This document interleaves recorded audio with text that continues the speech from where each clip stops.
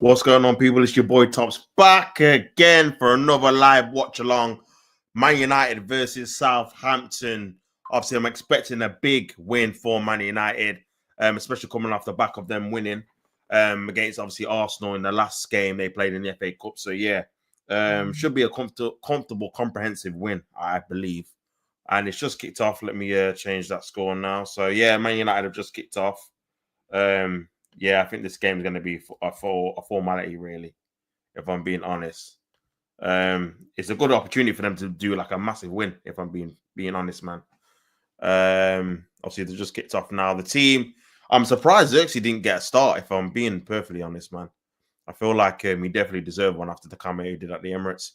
But, bro, I seen the table, yeah. Man United are 15th. It's actually crazy. In January, the end of January. Look at that shit. Come on, G. Let's go.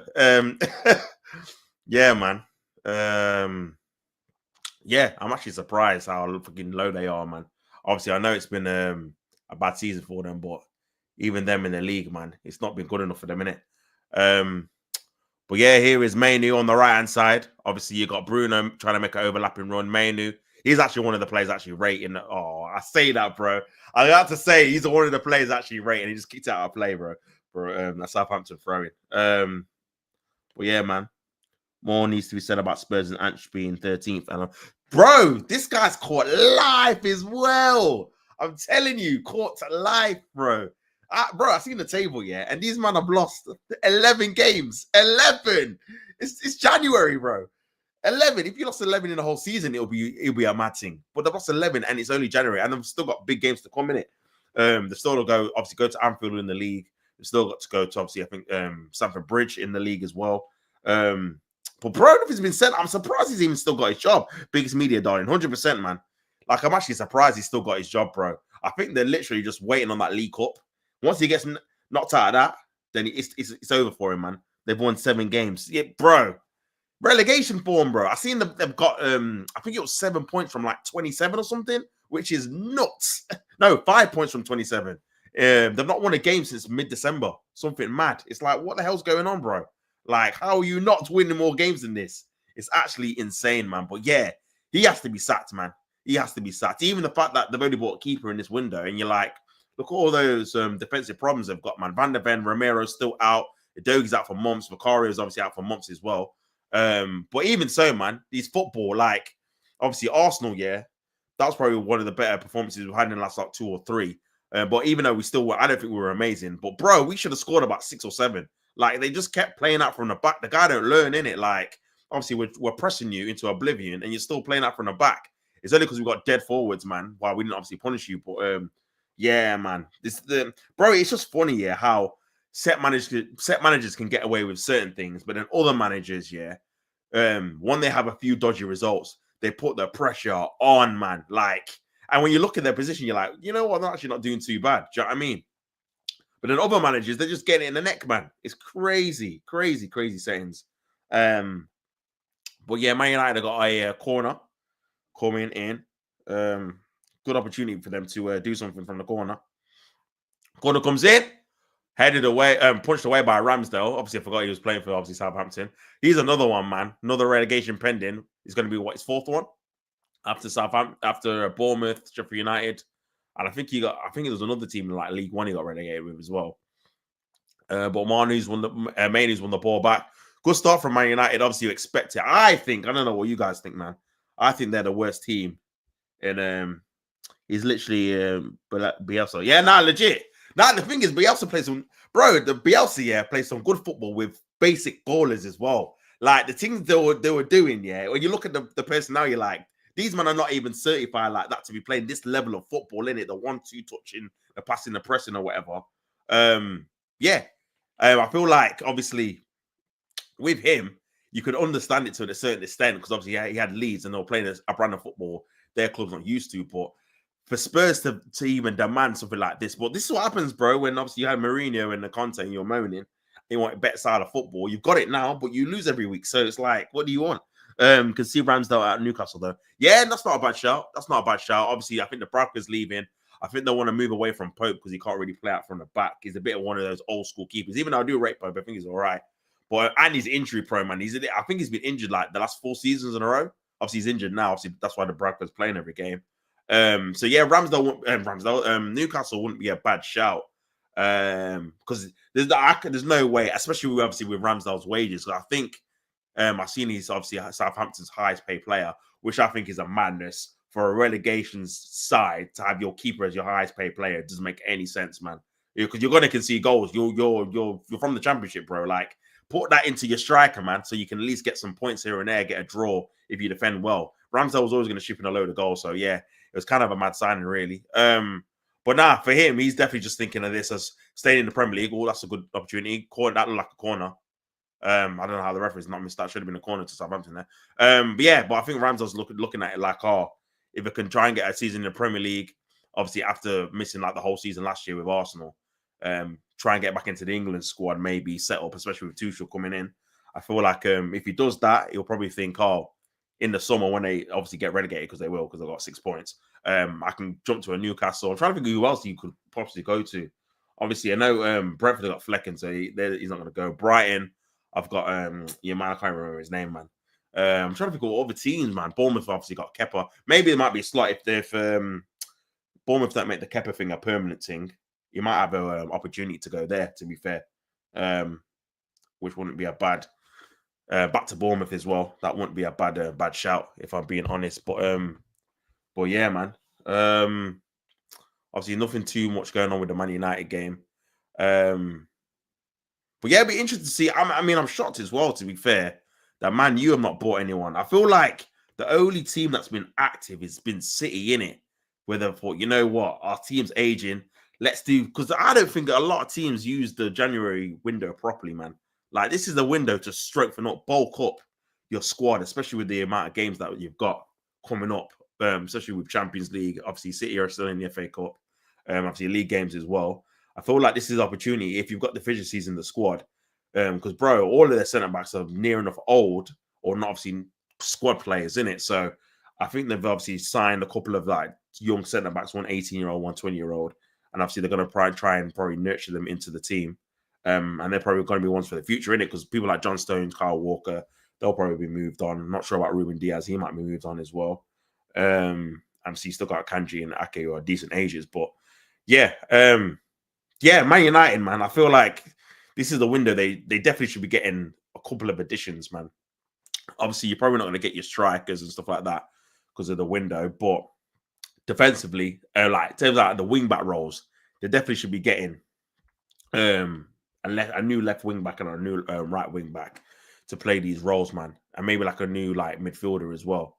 Because it'd be interesting to see if the rumors are true about Garnacho and Mainu getting sold. Obviously, Rashford's still there. That's going to be a deadline dating, man. Interesting to see where he goes. Obviously, Napoli now haven't obviously got a winger now because they've sold your man there. I always butcher his name in it. So I'll just call him KK. But yeah, obviously they've not got him now. So you're looking at it, you're thinking, oh, that's a good tackle there. Nice. Is that a free kick? No. Oh, yeah, referee's giving a free kick. Free kick to Southampton on the edge of the box. It wouldn't be such a Man United thing to lose this, man. Reckon they promised Amram January times just to get him here mid-season. Yeah, I hear that, man. I hear that. I hear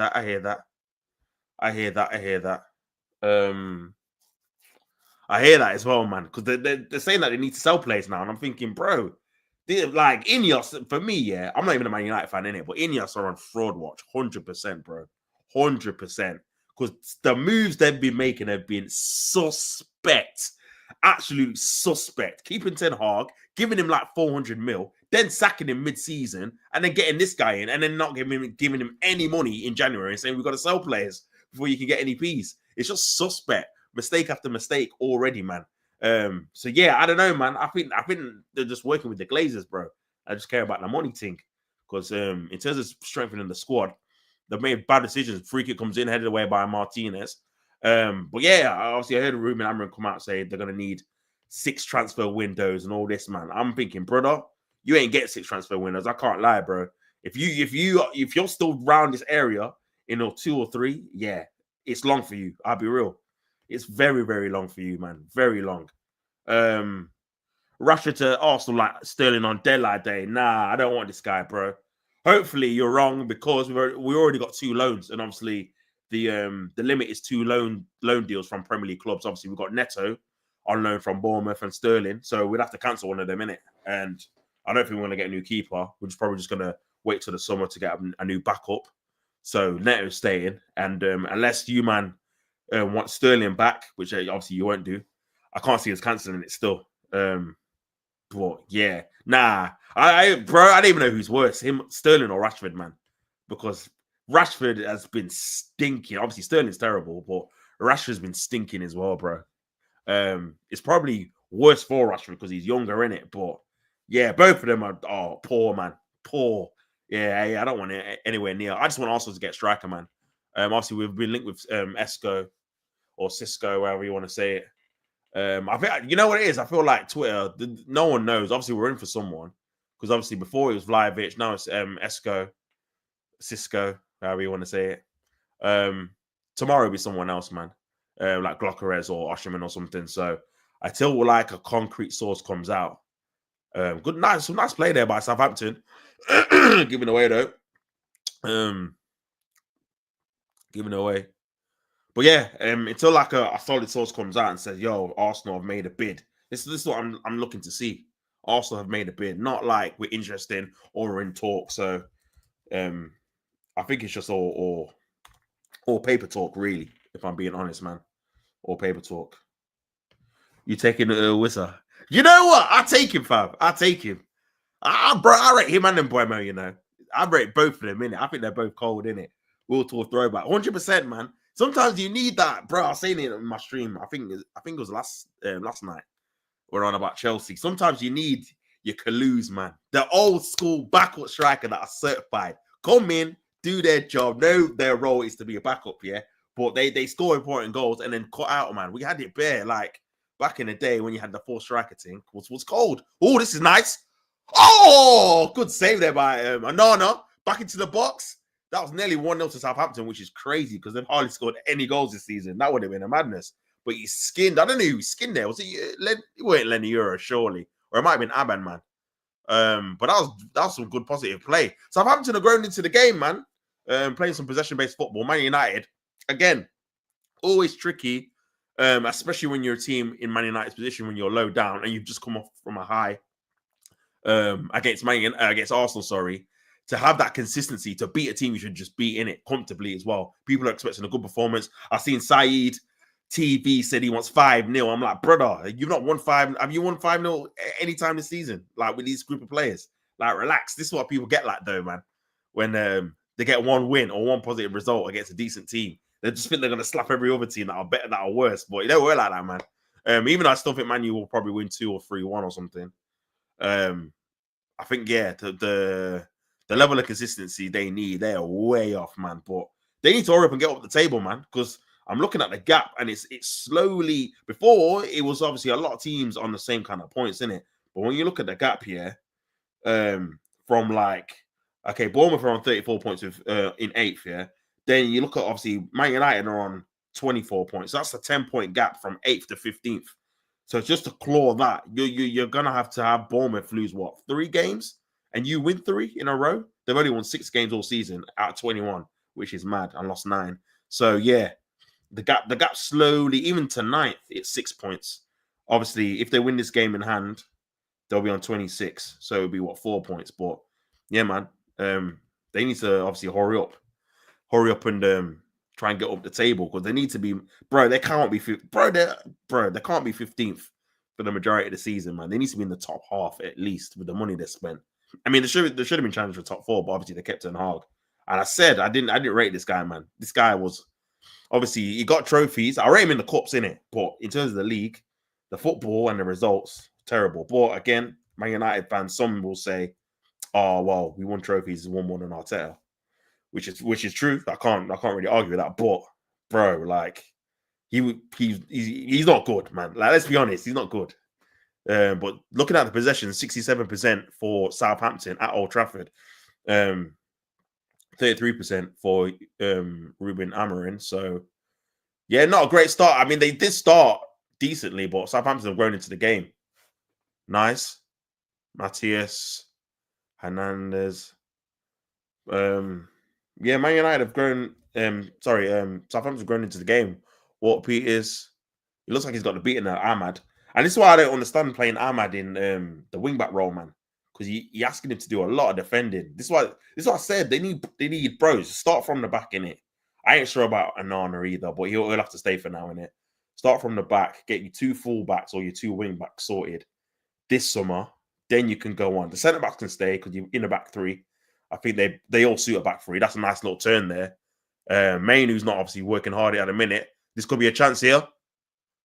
Matthias Fernandez straight at the keeper, but bro, they're breaking the lines in transition, man. I think they're doing well to get into that overload, that turnover. I think Bruno and Mainu, they've gone back to how they were before, man.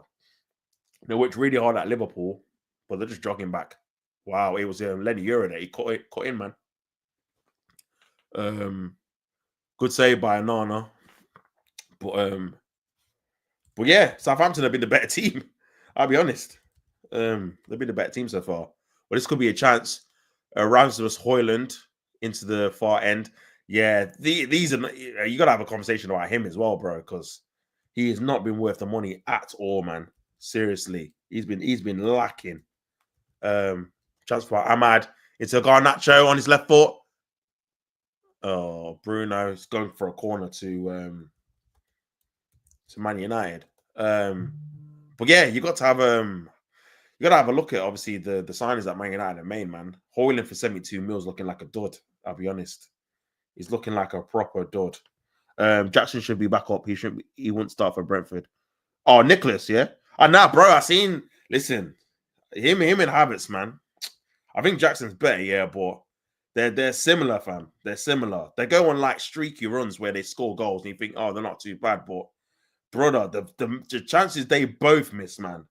Like the thing is, they're easy chances. Obviously, every striker misses chances, yeah. But it's the level of easiness of the chances which winds people up in it. I think he's a good player and he's a good squad player. He should be like Chelsea's Kalou, that 3rd or 4th choice. Corner comes in, defended well by Southampton. He should be like your 3rd or 4th, your 2nd or 3rd choice. Obviously, a striker that you play in cup games. Sometimes he starts league games when you need to obviously rest your main guy.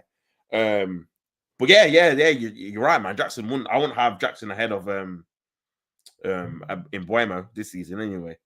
Rasmus is right complexion. The street says, nah, legit, man. Legit. When you look a certain way, bro, you just get away with murder. Similar to what I was saying with the manager thing. When you get certain people on your side, man, you can just get away with doing nothing but time. Jackson is good for pressing the link up. That's it. Yeah. See, the thing I like about Jackson, yeah, is that he's got the pace to trouble defenders, in it. So even when he's not having a good game, even like sometimes his link up play is not all that, but at least he's got that pace, that threat in behind to go into behind defenses and trouble them with his pace. When you got Havertz hasn't got that, man. Like when he's having a bad game with his link up, it's like, bro, you're not gonna run in behind, you're not gonna spin a defender, you're not gonna occupy other defenders with your aggression, because he's not very aggressive. Even though he's 6'4", he's not got that intimidating, imposing factor in it. It's just he's in the box. The thing with Havertz, he has to have a good game to impact the game, innit? He can't have a rubbish game and score 2 goals, which is sometimes what you need. Shot here by Garnacho, blocked away by Walt Peters. But yeah, man, I think the thing is, there's a lot of, I think the top teams, yeah, there's a lot of players or a lot of like their squad players where you think there's so many better players in the like lower teams that are better. Like someone like Acuna should be playing for a better team. When you look at what like Arsenal's backups are, or maybe Chelsea's backups are, or Man United's backups are, or Spurs. Like Spurs have got like Timo Werner, and he's been starting games for them on a regular basis compared to other teams in the lower lens. Like Timo Werner's not better than Semenyo, man. Like, and Semenyo plays Bournemouth. Like stuff like that, man. It's like I think it's all over like the league, though, man. The top of teams. I've got some players where you think, how are you playing for these teams, man, by name, when I say top, in it, like the big 6. But yeah, man. Oh, so breaking news. It looks like Tierney's close to joining Celtic. Okay, interesting. Here's a chance here. Garnacho! Oh my God, Garnacho's missed an open goal. Should have been 1-0 to Man United. He's missed an open goal. And bro, I hear that they obviously Napoli are making a bid. They need to take that, man. 40, 50 million euros I've seen. That is it should be a corner, but bro. That is shocking, man. Actually, I just missed it. That is atrocious. It's literally an open goal. It's a tap-in. It's an open goal, man. So, but again, he's another one, man. Why is he playing for Man United when he's even close as a stretch? Bro, I don't know what this guy is, man. NPC, man. Werner. He's not good enough to do anything, man. I tell you. I don't know how he's still at a decent club. But yeah, Garnacho should have scored. Should have made it 1-0. Chance goes begging. And again, Man United's another one, man. People like Rasmus Højlund. I'm not swapping him for Raul Jimenez at Fulham, bro. Like, this is what we're doing now. This is what we're comparing. Look at Brighton's front line. It's got one of the best front lines in the league, bro, in terms of a collective, like a six. Like a Dingra, Minte. Who else they got, man? Evan Ferguson, João Pedro, Welbeck. Like as a collective, man. Matoma. It's like, bro, you'll take all of them in it and put them as your squad player to replace one of them. Like, I'll take all of them to replace maybe like a Sterling. Come on, man. Like, literally. So, yeah, I think Man United would as well. Because, yeah, their front line is not great at all, man. At all. I don't think I'll take any of them. Obviously, Xerxes just joined, so I'll allow him in it. But he looks a bit heavy. But I think he just needs a better system. I don't think the system suits him at the minute. He needs he's a link man, in it, so he needs other technical ballers who link. Garnacho's kick and rush. So is Højlund. He's kick and rush as well. He's not technical. So it's only really Ahmad who's a technical, takes care of the ball, can link up with man. Here's Ahmad now on the right. Tries to play a ball across the ball. Nice ball. Got a forward to Manu. He's going to have a shot. Into Garnacho. Back to Garnacho. That's handball. And that's a free kick to Southampton. But yeah, like I was saying, man, you look at someone like Garnacho, not good enough for Man United. Rasmus Højlund, not good enough for Man United. Who else did they got in their front line, man? I can't even think, bro. Obviously, Xerxes just comes on. I'll allow him. Ahmad, I think's okay. He can grow. If you give him that role where it's like he starts here and there, but he's not always relied upon, I think he can grow and be a decent player. And obviously, they've still got the likes of Anthony. Bro, when you think about it, actually, you know, they've got a lot of mess to sort out, man, because you need to get rid of Anthony. You need to get rid of Casemiro, Eriksen, all these guys that are on big wages or cost big money. You need to get rid of them to make room for other players. But I do feel like they've not used their academy as good as they could have done to save them a few bob. It's only really now you're seeing Manu and Ahmad. And obviously Ahmad was on loan for a couple of seasons. Getting to the first team, but it's like, bro, you can use it for other areas, man. Defensively, you spend a lot of money there. In the attacking areas, you spend a lot of money there. And you think you could have just said, and this is what, obviously, with Arsenal, it's a bit annoying as well, because like we spent 72 million on Pepe and we had Saka there in the academy. And we could have just used him and saved 72 mil. Here's a good chance for Manu. Cuts it back. Good defending there by Southampton. But Man United still got the ball. Here's Ahmad on his right foot. Goes out for a goal kick. But yeah, man. Like I was saying, we could have saved 72 mil from obviously Pepe. And just use Saka. Similar, obviously, you're looking at Calafiori at the minute, been injured quite a lot, not been overly impressed. Apparently, obviously, my boy Colin was telling me he's a centre back and not a left back, so that's probably why he's not the most comfortable at left back. But you're looking at that and thinking, well, we could have just played Lewis Kelly there and used that money to get a striker, man, or a winger in it. So, yeah, I think there is a skill on obviously senior academy players and just like planning them into the first team to save you a bit of money in certain areas, so you don't have to go out and spend all the time. I think if you just that was nice there by Southampton. Unlucky with the final ball there, nice little back heel. They play some decent stuff, man. They just the thing is they just don't have the quality of plays to pull it off on a consistent basis. But I can appreciate the ideology of the football they play in it.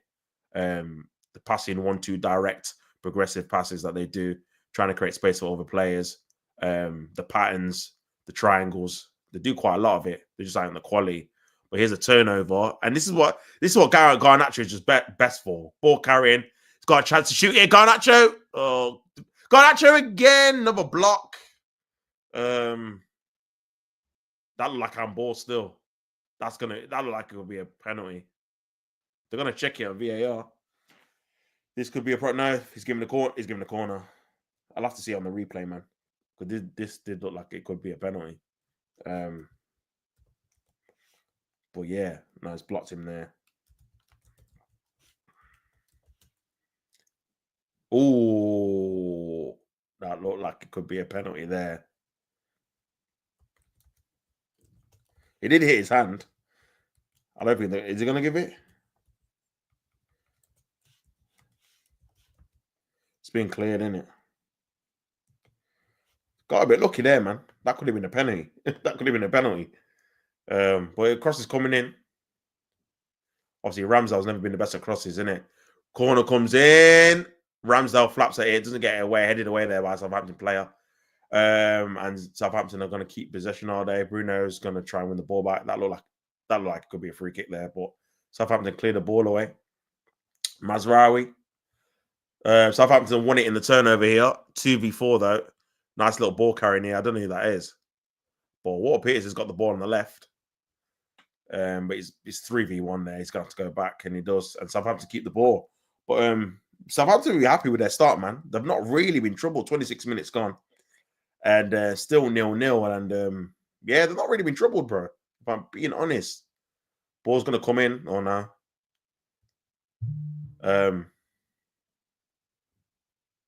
Nice. Oh, yeah. Good play there by... I think Southampton's just working harder off the ball, man. Walter Peters on the left. Is that going to go out for a corner?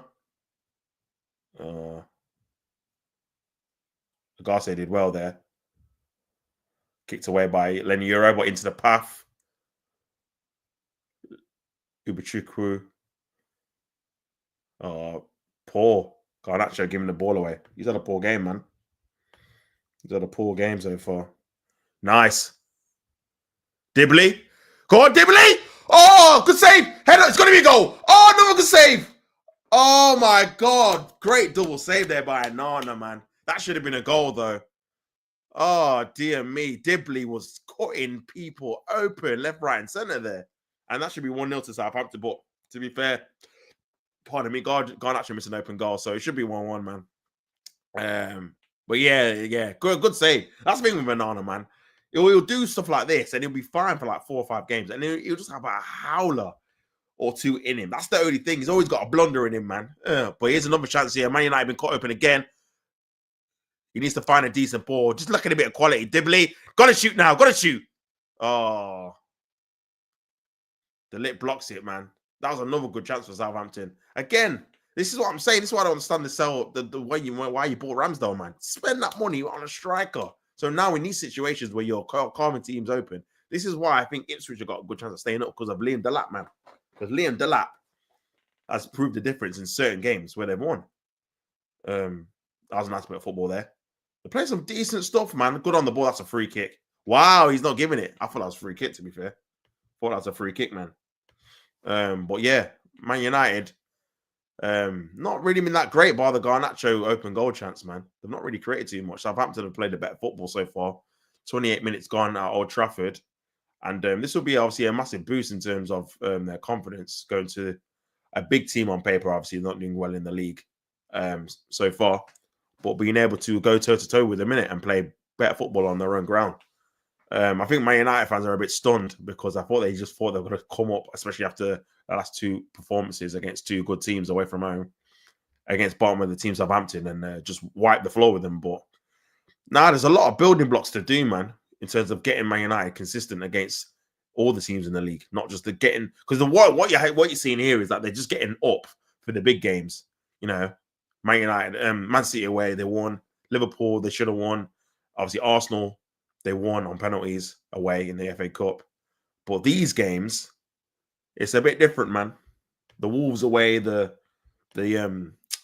Wolves away, the Bournemouths at home, them kind of games. Ipswich away, where you're thinking, yeah, the Man United are going to win. They don't really put in a decent performance, and they're 9 times out of 10 they either lose or they're lucky not to lose, isn't it? Well, Southampton, man, they've dominated possession. Ramsdale's got the ball now, trying to play a ball cross. Nice there. Aribo's decent, man. He's just skinned Agate there. And they've got some, the thing is, they've got some nice ball carriers. It's just the finishes, man. Now here's Dibley again. Oh, over the bar. Goal kick. See, they got Dibley. Bro, they've got a few, man. But just looking at the save here, very good save. And even this, man, the backup save as well. I think, oh, he's got to score, man. He's just got to just lace it forward, man. And it's weird how that happens, man. How you got the entire goal after a rebound and the player just hits it straight at the keeper. Like, I think it's easier to miss that, to be honest. It's harder to miss that. But yeah, man. Definitely should have scored that, but scored positive sounds by Southampton, man. I think they can take courage in this. Look, 6 attempts, 0 for Man United, 4 on target for Southampton, man. Half an hour gone. So Ramsdale's not even touched the ball to make a save, which is kind of mad. Fewest goals in the opening 30 minutes. Southampton's got 5, Brighton 6, Man United 3. What? Bro, them games have been a drag then. They've only scored 3 goals in the first opening minutes in the entire season, man. That is mental. That is mental. I don't know. The Southampton manager's going mad. I don't know why. Can they stay up, man? I mean, I'm looking at the table. If they got a point here, they'd still be 10 points off, bro. They've won 1 game, drawn 4, lost 16. 12 goals in 21 games, man. And conceded 44. I mean, we conceded less goals than Wolves. That's one thing. But, yeah. Shocking, man, when you think about it, really, innit? Shocking. Very, very, very poor. Very poor. But yeah, that's what happens when you don't financially invest in the team, innit? Do you know what I'm saying?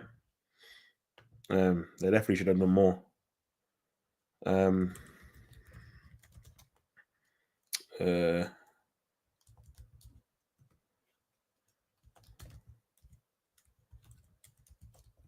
yeah, they're not winning 17 games, I was just saying. Away from home. Ball over the top. Defending well by Mazraoui. And Man United need to obviously get on the ball. It's a bit quiet in the stadium as well. They need to get on the ball and start obviously playing a bit quicker, because Southampton obviously don't have the quality as Man United, but it's just the application at the minute, man. Man United just walking around, no real pressing, not putting Southampton under any kind of pressure when they've got the ball. They're just kind of flicking it around them. That's why the possession's so high for Southampton.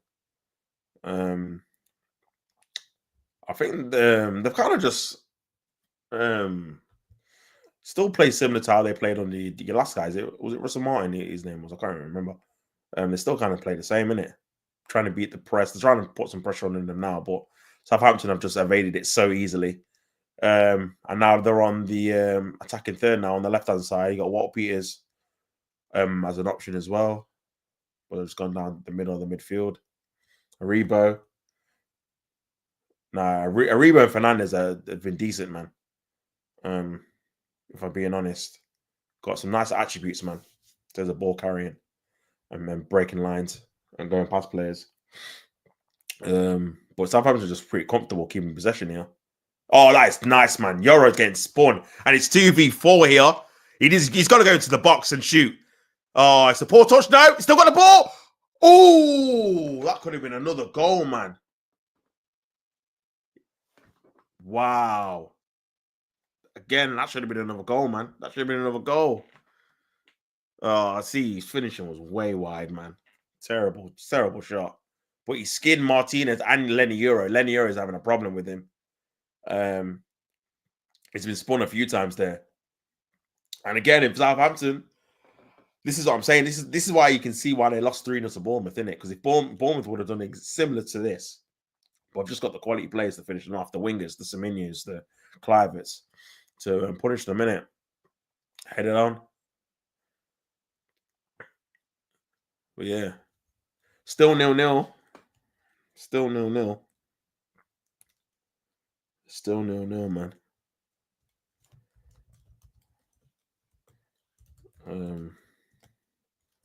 But yeah. Man United have not been great, man. I'll be honest.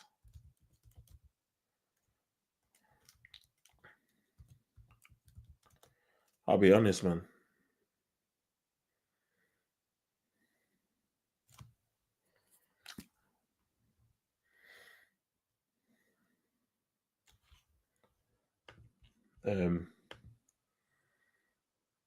Nice. Good play there by Man U. Trying to find Højlund making a run in behind on the left-hand side. Puts it to Bruno Fernandes. Comfortable for Ramsdale. That's their first shot on target. 35 minutes going at home to Southampton, bottom of the league. It's not looking good. It's not looking good, and it's an easy tame shot, really, outside the box into the path of Ramsdale, man. Comfortable for him. It's like a P-roller, really. And Man United need more, man, on the ball. I'm not seeing any kind of patterns of play going forward. They're just trying to go over the top into the path of Højlund or Garnacho, who are obviously quick. But here's a chance here. They've won it in this overload. Bruno. Back to Ahmad's just behind him. Back to Bruno. What's he going to do here? Puts it back to Lenny Euro. And Man United finally get some possession here for the first time in the game in a good while. Southampton are just sitting off them for the time being. But yeah, I was expecting more from Man U, to be fair, even though they're not that great. I thought they'd be attacking a bit better than this. Ironically, the only time I've really been impressed with him is that Liverpool game, where I think they exploited Trent to the fullest, and it was actually playing some good attacking football that game. And probably, in my opinion, should have won the game. I think they were the better team. Garnacho's on the right, though, trying to link up with Bruno. Gone out for 8. No, Ahmad's kept it in. Back to Bruno. Good pass there into Garnacho on the right-hand side. Slowed the ball down, though. Back to Ahmad. Just a little too slow, man. Bruno tried to hype up the tempo, to be fair to him, but then again, Bruno's going to have a shot, trying to look for an option. Gone to his left foot. Bruno with his left foot. Deflected into the path of Martinez. Martinez, heavy ball, but it's going to drop to Ahmad on the right. Ahmad now. 1v1. Ahmad. What's he going to do? Ahmad cuts it back. Ugarte defended it there well, but oh, nice. Yeah, Lenny Euro's having a torrid time. I'll take him off, to be fair. He's been run ragged by, I don't even know his name, man, the left winger. But yeah, he's skinned him about 4 times now. Tricky winger, man. Tricky winger. But Southampton will be happy with this, man. Not really been troubled by that open goal that Garnacho missed. 37 minutes gone. I think this is probably been one of their easiest away games in terms of chances they've prevented.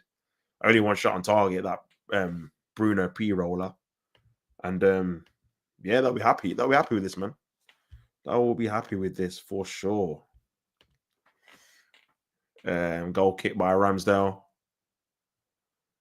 Drops that looked like a foul there. Not giving it. He's dropped to Ahmad. Delete.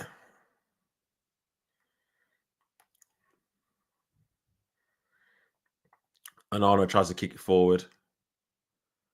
And Højlund, poor again. He's been rubbish, man. He's been rubbish. he's yeah. It's crazy because it feels like he's like a £15 million striker, innit? Like, it doesn't feel like he's 17 mil. That's the level. Like, it feels like he needs a loan, innit? Like, he's just on the ball, man.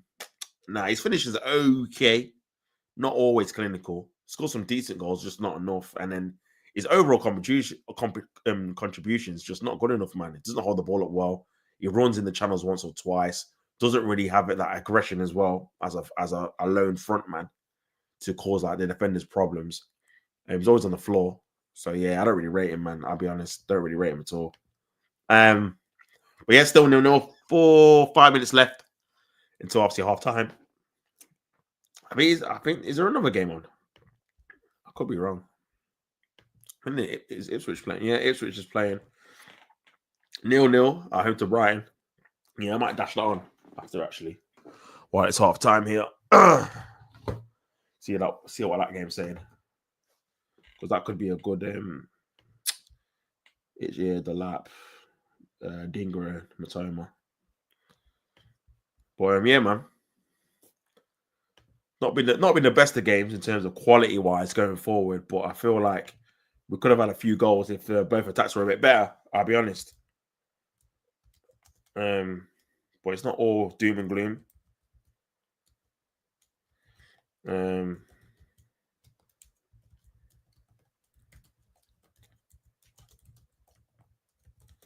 Yeah, Mainu's not been great either, man, off the ball. They've just lost the intensity. Maybe they're tired from, obviously, the penalty thing. But they've had a decent amount of time. Or was it Sunday, Thursday? Which is kind of like the normal break you would have between, like, obviously, league games and like, Europa League game or something.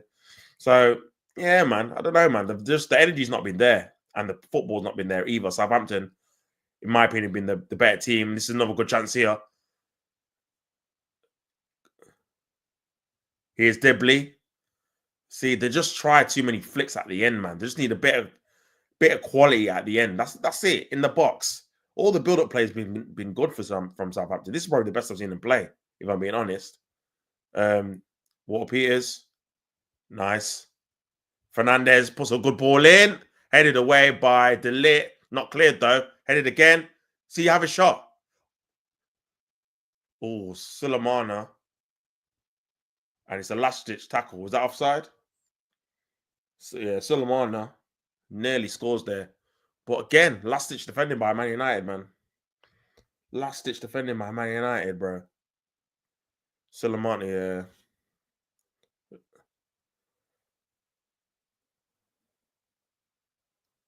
Dear me. Is that corner?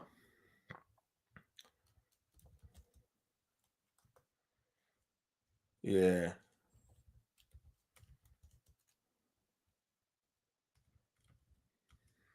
Awful.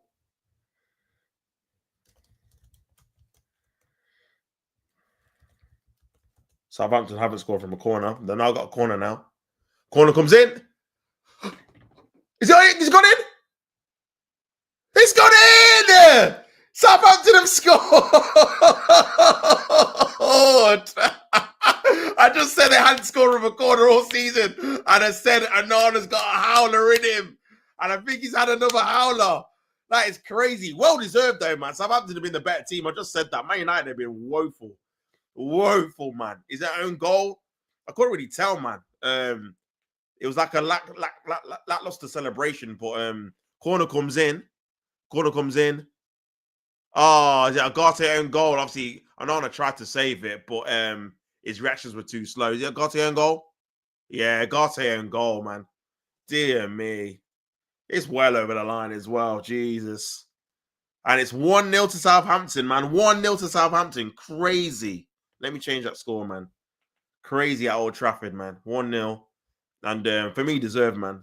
Man United have been rubbish. they've been rubbish. Interesting. Very interesting. Damn. Nearly half time, guys, and it's 1-0 to Southampton.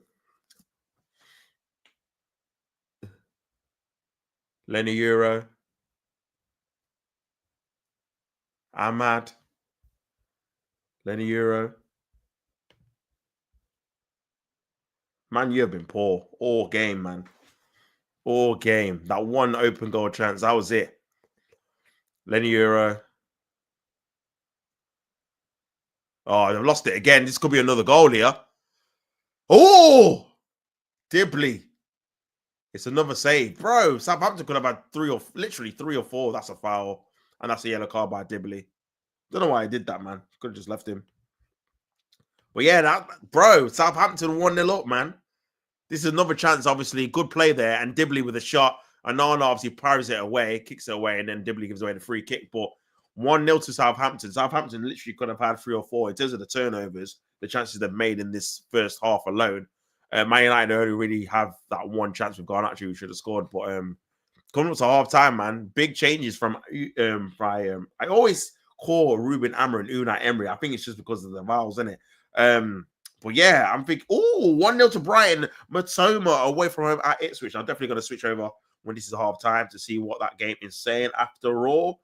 But with that, if Southampton managed to win this game, yeah, they would go. They would, bro. If they were to win this game, they wouldn't even move a place. They'd still be 5 points behind Leicester. But here's Man United. Garnacho. Ahmad cuts in. Could it be a penalty there? Mazraoui. Bruno. 1 minute of extra time before halftime. Damn. Ahmad. Garte.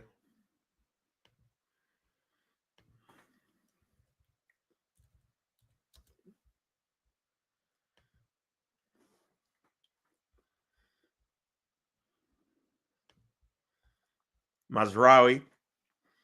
Dibley's obviously won the ball back there. Great ball carrier. He needs to be careful they don't get a second yellow for diving there. Got the ball back though. Here's Ahmad on the right hand side. A bit more pace. Dribbling. Ahmad. He wants a penalty there. But he's giving a goal kick. And he's got a yellow card for diving. That was a dive. Oh, maybe no, sorry, he's giving it to Fernandez for signaling a yellow a card.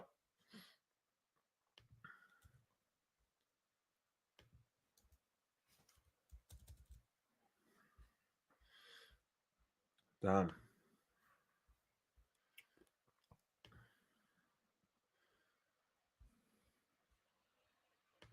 Crazy.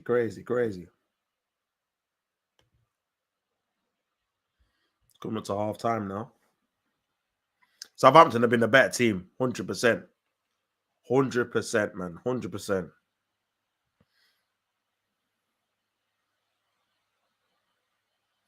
Half time, man.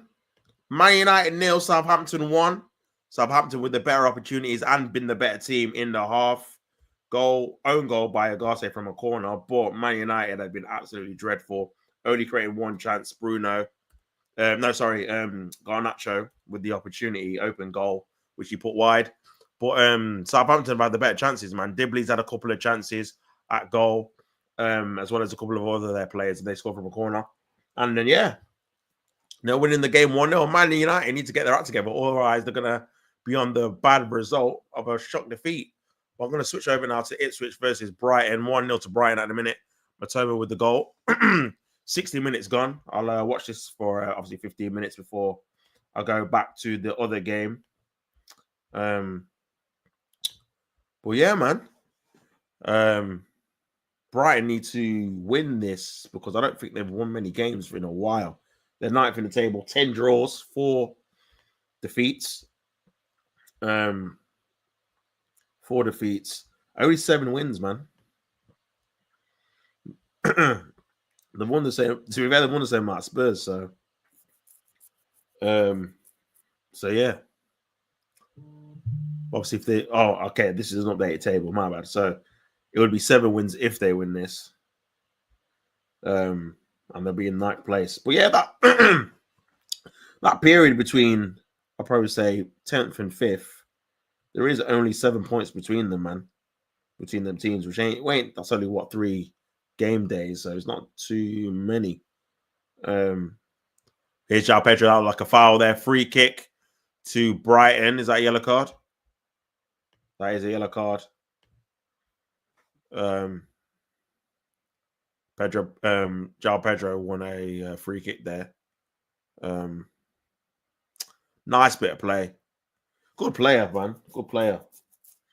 I feel like that type, you got him and Cunha are very similar in it in terms of ball carrier, very tricky, decent technically as well. Obviously, similar to how Jesus was as well. Obviously, before this is what his 3rd knee surgery, 4th knee surgery now. His ACL's gone.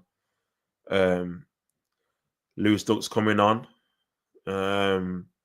Yeah, I've obviously not been watching the game. Let me have a look at the stats, man. I want to see how this game's actually gone.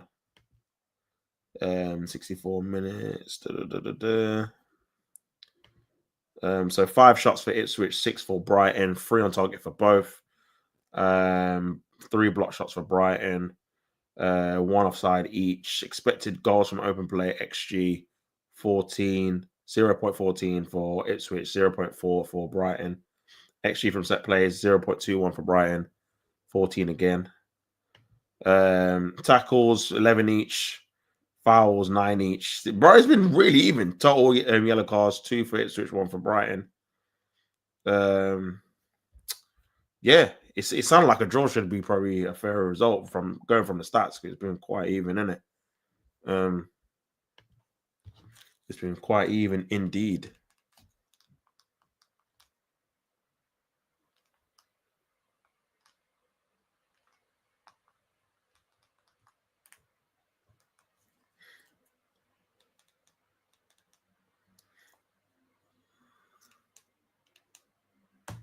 Well, yeah, man.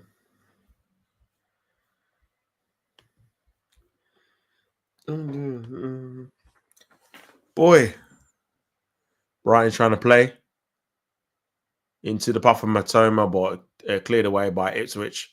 Yeah, I'm looking at the table as well. I think Ipswich is they look like they're going to be relegated, man. I can't lie. I like some of their players as well. I do like some of their players, man. But yeah, level on points for Wolves. I think Wolves will probably have a bit too much for them. But Everton are already 1 point ahead, so they need to start winning games. Here's Matoma. Tries to put good ball in, good defending there by Ipswich. Ricochets off Matoma into Ipswich possession. Kicked away by Calvin Phillips. Boy, Ipswich they just look dead on their feet, man. The Lap and Hodgson's they're not even pressing really. Just running. Here's Lewis Dunk. Oh man. Lewis Dunk. Nice. João Pedro. This is where he's good. Ball carrier, man. Plays a good ball in. This could be a chance here. It's a Mincy. Oh, defending on the last ditch, man. Could be another chance here, but cleared away. But it's back to Belieber. Oh, he's such a good player, Belieber. He's cold. Hutchinson gets the ball back, but one back there again, I think, by Belieber again. He's everywhere, man. Honestly, and Brighton have got the ball back again. I think Brighton could kill the game off, if I'm being honest, if they want to, man. Ipswich a lot tired. I've already watched like the first 5 minutes, but they're making last-ditch tackles. Their forward line's not even running and trying to obviously create a bit of pressure. Obviously, Delap's just done there now, and obviously Hodgson has done it now. Nice, won the ball back there, but just lost it again. That was like a foul, and it is by Amari. But yeah, man. Just having a look at that chance there. Minte, great block there by Greaves. Otherwise, that would have been 2-0 and game over, man. That would have been game over. That would have been game over for sure. Here's Greaves.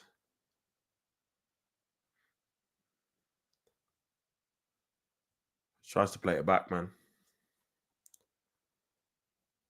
João Pedro trying to press. Headed away. Flicked on, headed away. Nice. Into João Pedro. This could be a 2-0. Oh, what a save by the keeper. What a turn and shot there by João Pedro. Great save. I don't know who the keeper is. It also be different. But great save, though. Wow. Great turn, man. What a turn on the half volley. Spin turn. Great technique. And a great save. It was going top corner as well. And good play all around, man, from João Pedro and the keeper. Yeah, it's fingertip save to tip it over for a corner. But yeah, Brighton, man, they've got some attacking options, man. This is obviously without Welbeck as well. But they've got a corner now. Obviously, a little bit of argy-bargy in the box. That's what we like to see. Bit of housery, pushing and shoving and all that malarkey. I can't get over Ed Sheeran's rigging sponsor on the Ipswich rigging shirt, bro. Corner comes in for Brighton. Could be a goal here. Oh, it's a header away. I think that's the crime for a corner. It was Jorginho with the header. Probably could have done a bit better there, man. Oh, they're throwing themselves on the floor, man. Header away. Oh yeah, that was another corner. It came off the keeper. One of them was. Bro, that's another thing, man. Obviously, we seen it yesterday, and I'll hold my hands up. Obviously, the Arsenal equaliser wasn't even the corner. Got to be consistent. Obviously, everyone moans what Arsenal fans moan when decisions go against them. So when they go for them, you've got to highlight it, man. Be consistent with it. But I don't know why it's so silly. Why they just don't not use VAR, but they've got the footage of where it came off last. This could be a chance. Oh, Minte just signed. No, Jorginho just signed it in. Why don't they just look at the footage and just determine whether it's a corner or not? Like it will take literally like 5 seconds. People will argue, well, you're gonna obviously protest every kind of decision, but it's like, bro, like it's not gonna take too long. Like if the TV companies can show it in like a split second and make a decision, oh yeah, that's a corner, oh that's a goal kick, then I don't know why they just don't use it in game. So then you just want to eradicate as many mistakes as possible. But yeah, I just always found it strange, if I'm being honest. I don't know, implement that in it, but here's another corner. Bro, the guy just pushed our pressure to the floor. That is crazy work. He's got to be careful, man, because that could have been a penalty. He just pushed him. The ball's not even played. Obviously, the guy's still lined up to take a corner. Yeah, man, got to be careful. But yeah, and that's another thing, man. Set a precedent. Give penalties for that, man. Because people do it all the time, grab and hold until corner comes in, flicked on, kind of cleared away into Ipswich's box, but back into the danger area. I think. Oh no, pushed away there. Away for a throw in, man. But Brighton is still hanging on in there, man. They're still hanging on in there. Obviously, I'll check if the Man United game's on. Nope.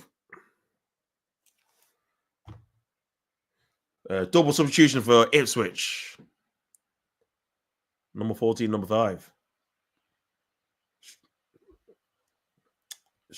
Stuart Taylor. Couple of substitutions. Burns. Caluston and Burns coming off.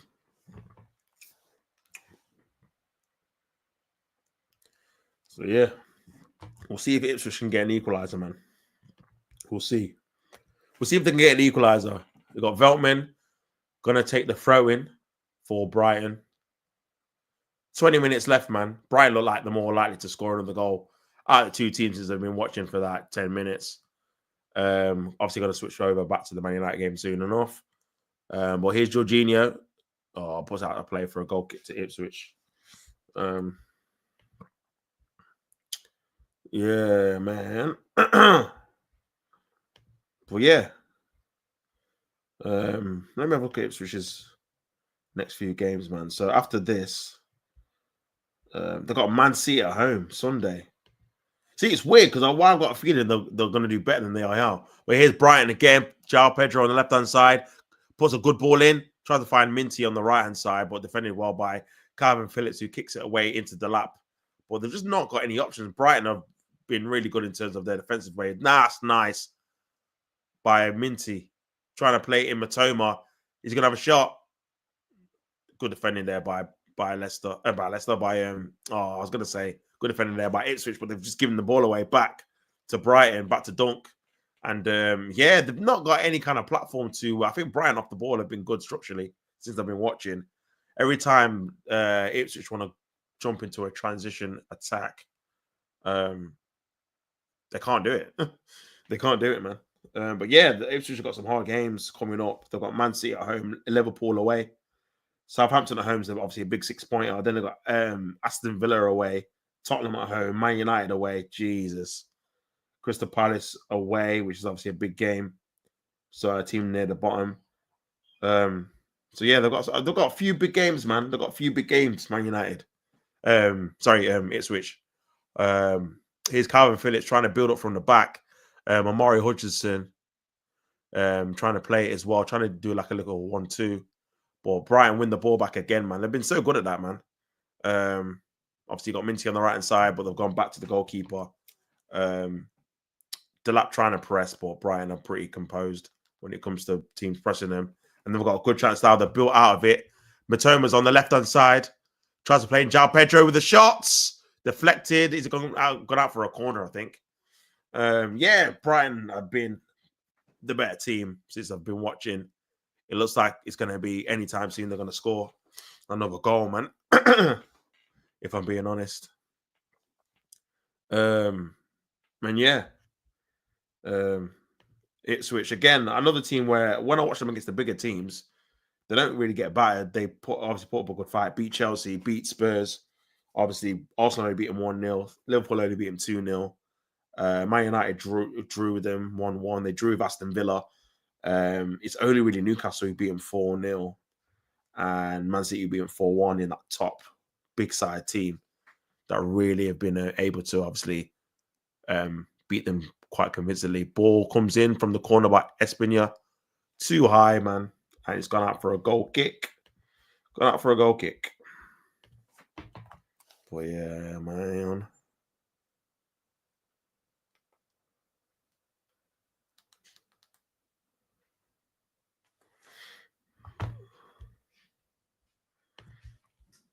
But yeah, still 1-0 to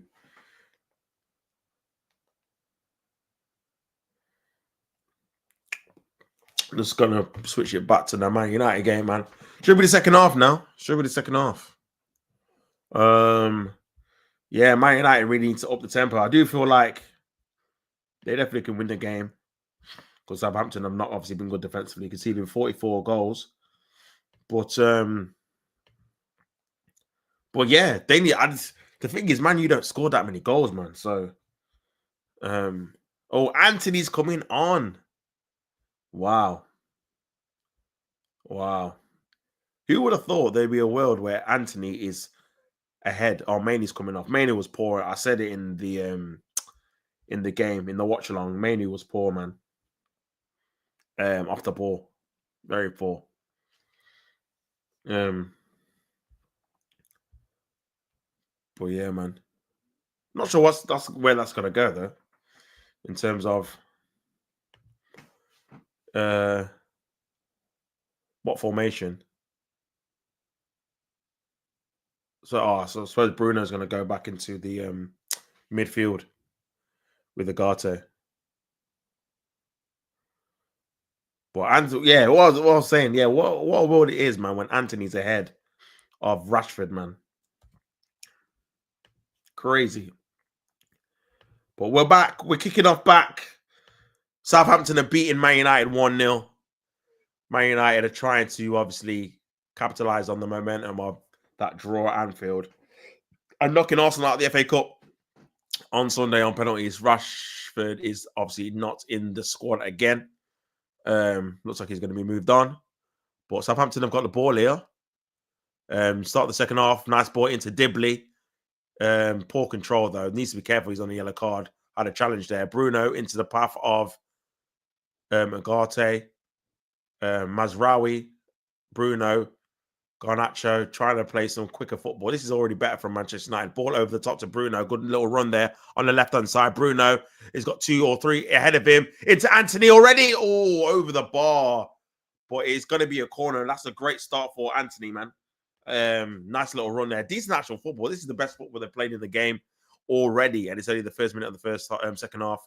Nice little decoy by Bruno into the path of Anthony. And it's a good block. And it's a corner to Man United. It's a corner to Man United already. So we have to wait and see whether they can make something of this corner. Obviously, Ramsdale, like I said, is not the best at aerial balls into the box. Ball that comes in, headed away by Southampton. Garnacho into Ahmad again. Ahmad with the ball in again, headed away at the near post by Southampton. Well, Man United have still got the ball here. Bruno Let's see if he can do something here. Back to Ahmad. Ball that comes in, headed away again. But here's Lenny Euros on the edge of the box. Back to Anthony on his left foot. Feeds in Garnacho, decent touch. Back to Delit. Delit, he's going to go for a shot. Delit blocked away there. But, poor by Delit. Kicks it away for a throw into Southampton. But yeah, man.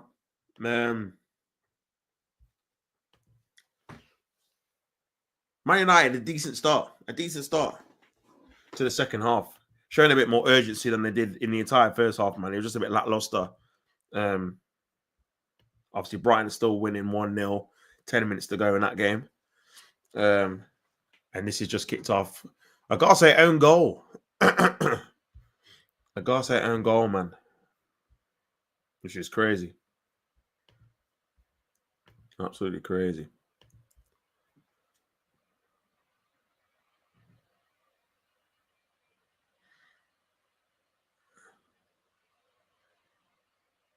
Boy, Man United on the ball here.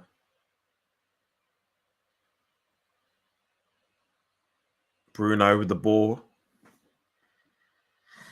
Ahmad, poor touch there by Ahmad.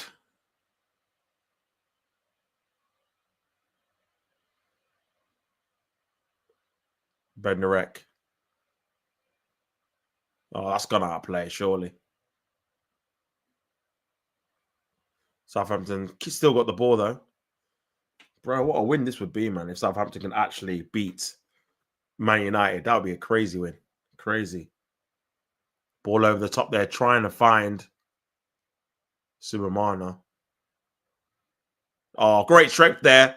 Ball is Ahmad on the left-hand side. Can he play a decent ball in? Peters, corner ball. And again, good play, man. Southampton has showed a lot of pace and power, but also some nice little passing plays and patterns. Just that final pass at the end, or that final finish, to really punish Man United. But they've got him behind a lot, man. And Man United have had a lot of last-ditch defending in the entire game. Obviously, another corner. They scored from the last corner they took in the game before halftime. Obviously, a Ugarte in goal. Can they score from this one, man? That is a real question, bro. That is a real question. If they go 2-0 down to the Southampton team. Remember, Southampton, I said, was the worst team in Premier League history. They've been that bad. Corner comes in. Corner. Flick on. It's not great by Man United, man. Shot there. Air shot, though. This could be a problem, though. But Man United, Garnacho, man, has been awful. Giving the ball away back to Southampton. That was a good transitional break there. Because Southampton had everyone up in their Man United half. So that could have been a good break on. But they've got the ball here on the right-hand side. Tries to play a ball into the path. But Mazraoui blocks it. And Man United got the ball again. Bruno trying to find Højlund, who's done nothing in the game. Him and Garnacho have done nothing. Garnacho, tackle there. That was not foul. Nice little play there by Southampton. It's crazy. You think if Southampton would play this like this the entire season, why they'd be so low? But I think you can see that they just don't have any kind of attacking prowess going forward. So Toby Collier and Zirkzee look like they're going to come on because Man United have been outclassed, man, so far. Ball over the top here. This could be another problem here. Ball over the top. Good covering there by Lenny Euro, but he's 1v1. Oh, he skilled him there. That looks like a ball. That could be a penalty here. That could be a penalty. The referee said no, but he absolutely skinned Lenny Euro. He cooked him again. That's like the 5th time in the game. He's been absolutely cooked. He did like a flap tricks, like a dribbling trick. And yeah, crazy breaking ankles, man. I don't know who this guy is, bro. Who is this guy? He's been cooking him, man. He needs to come off. He just can't handle his nippy feet. Oh, there's another pass there. Needs to square it. Oh, just behind. And Martinez with a last-ditch tackle to clear it away. And Southampton could be 2 or 3-0 up in the second half, man. Defensively, Man United have just been all over the shop, and Southampton have won the ball back again. They just don't look at it, Man United, off the ball. Southampton are just knocking it around them. This could be a chance here. Gee, that's like a free kick. And Lenny Euro needs to get taken off, man. It's a free kick against him. He's having an absolute stinker. Lenny Euro is having a terrible game. He needs to. I think was it Lenny Euro or Martinez? It looked like it was both of them going for the tackle. Oh no, it was Martinez, to be fair. But yeah, they just can't handle ball carriers. Looking at the penalty here. No, he's hit his back, to be fair. He's got away with one. He's hit his back. Good block, though. Yeah, it looks like the back. But I think it's his back as well. But a dangerous free kick for Southampton. And Man United, even though they started the game, the second half quite well, the first 2 or 3 minutes, Southampton have took control and could have scored another goal, definitely. The dangerous touches they've had in the Man United's box. It's been last ditch tackles and blocks so far, but they've got a couple of more changes, man. This is the 2 more changes. Højlund off, been awful, had to come off. Zertsky is coming on, and Agate is coming off, not being the great either. And Tom Colley is coming on. Being hooked off at 52 minutes is crazy as well. But they've been awful, man. Man United have been awful in general. I think they've been, honestly, and this is what happens, man. I think they were so gassed about beating Arsenal. They've just took the eye off the ball, man. And just thought, yeah, Southampton, we're going to rock up and smash them. Because they're bottom. But Southampton can actually play ball. They just ain't got the quality players to finish off the chances, man. Similar to Burnley last year. In terms of them keeping possession and whatnot. And yeah, free kick here. I don't know how good they are at free kicks. Fernandez is going to take it. It looks like short run up. Tall wall, though. I'll be shocked if he gets over the wall. Very tall. Yeah, wall does its job. Over for a corner. And that's one of the benefits of having, obviously, tall players. Tall wall. Blocks the shot. I'm trying to think if it was going to be a decent free kick. It looked like he was going to go over, to be fair. Anyway, it would look like he was rising in it. But they get a corner from it. And they scored from, obviously, corner in the first half.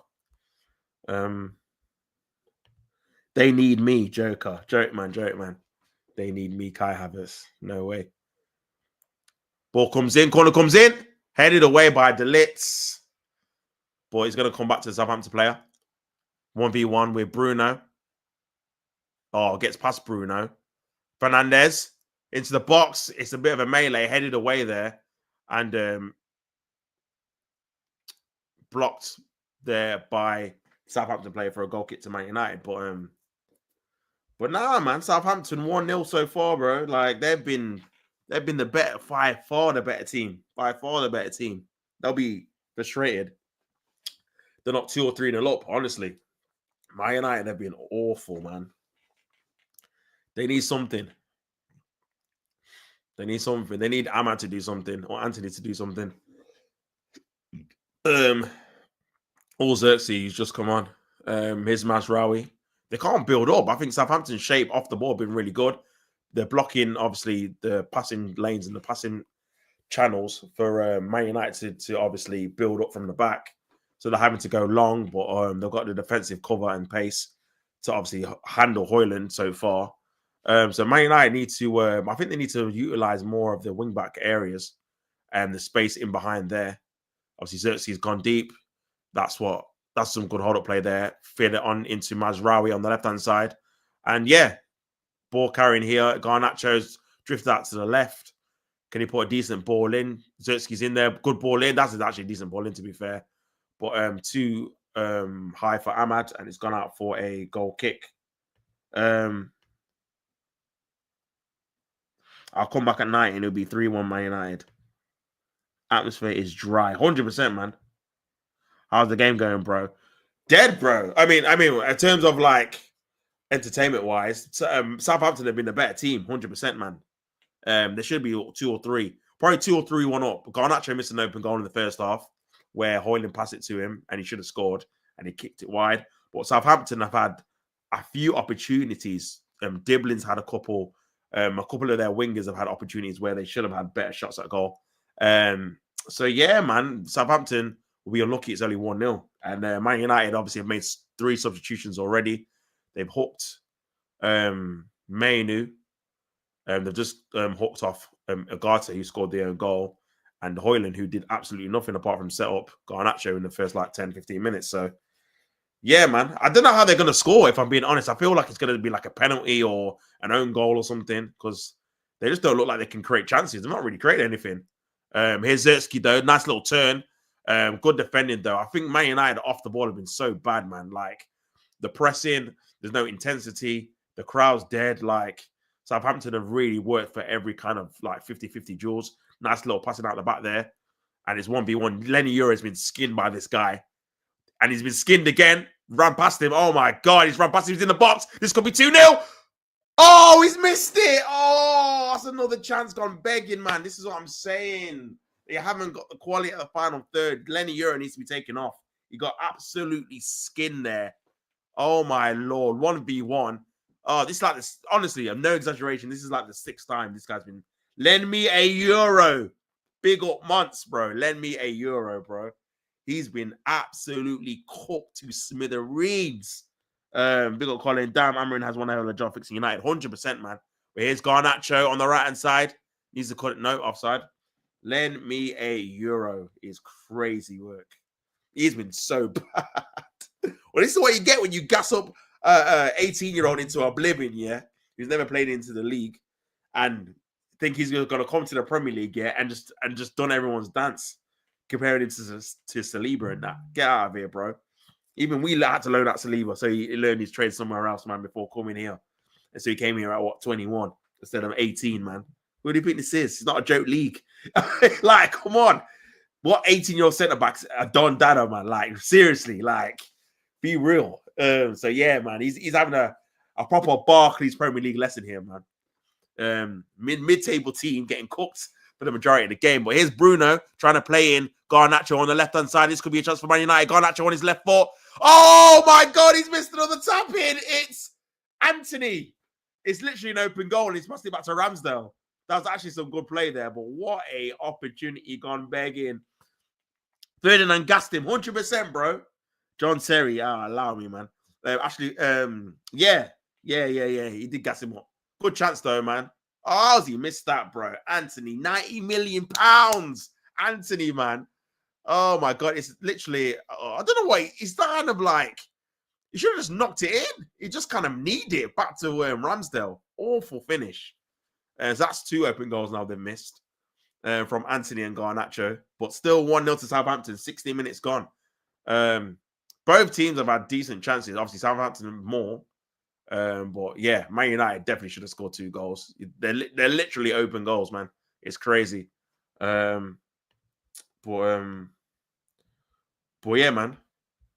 They need to carry on in that vein. I think that's the only way they're gonna obviously score some goals here, man, by using the width of the wings and cutting it back. Because the midfield with Southampton have had a lock, bro. I can't even lie. That looks like it's going to be offside.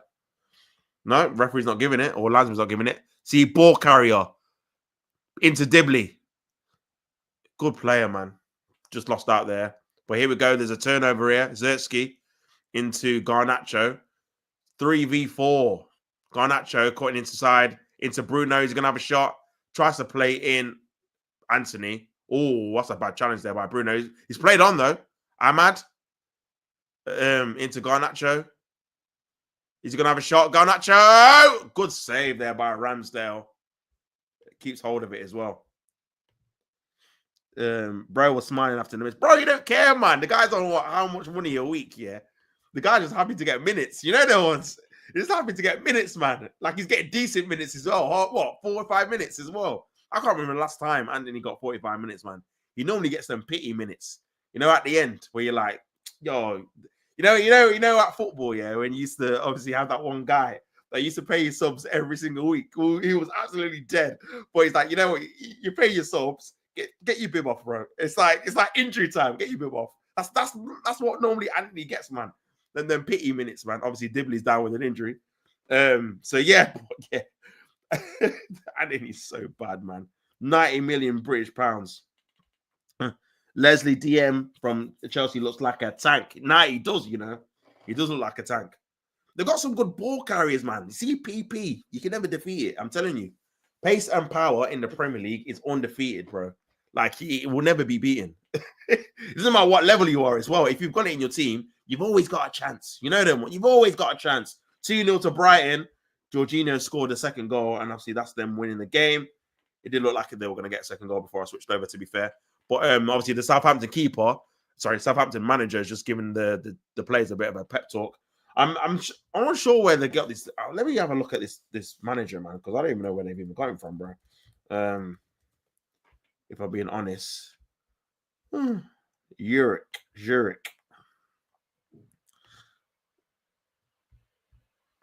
Ivan Zurich. What else has he managed?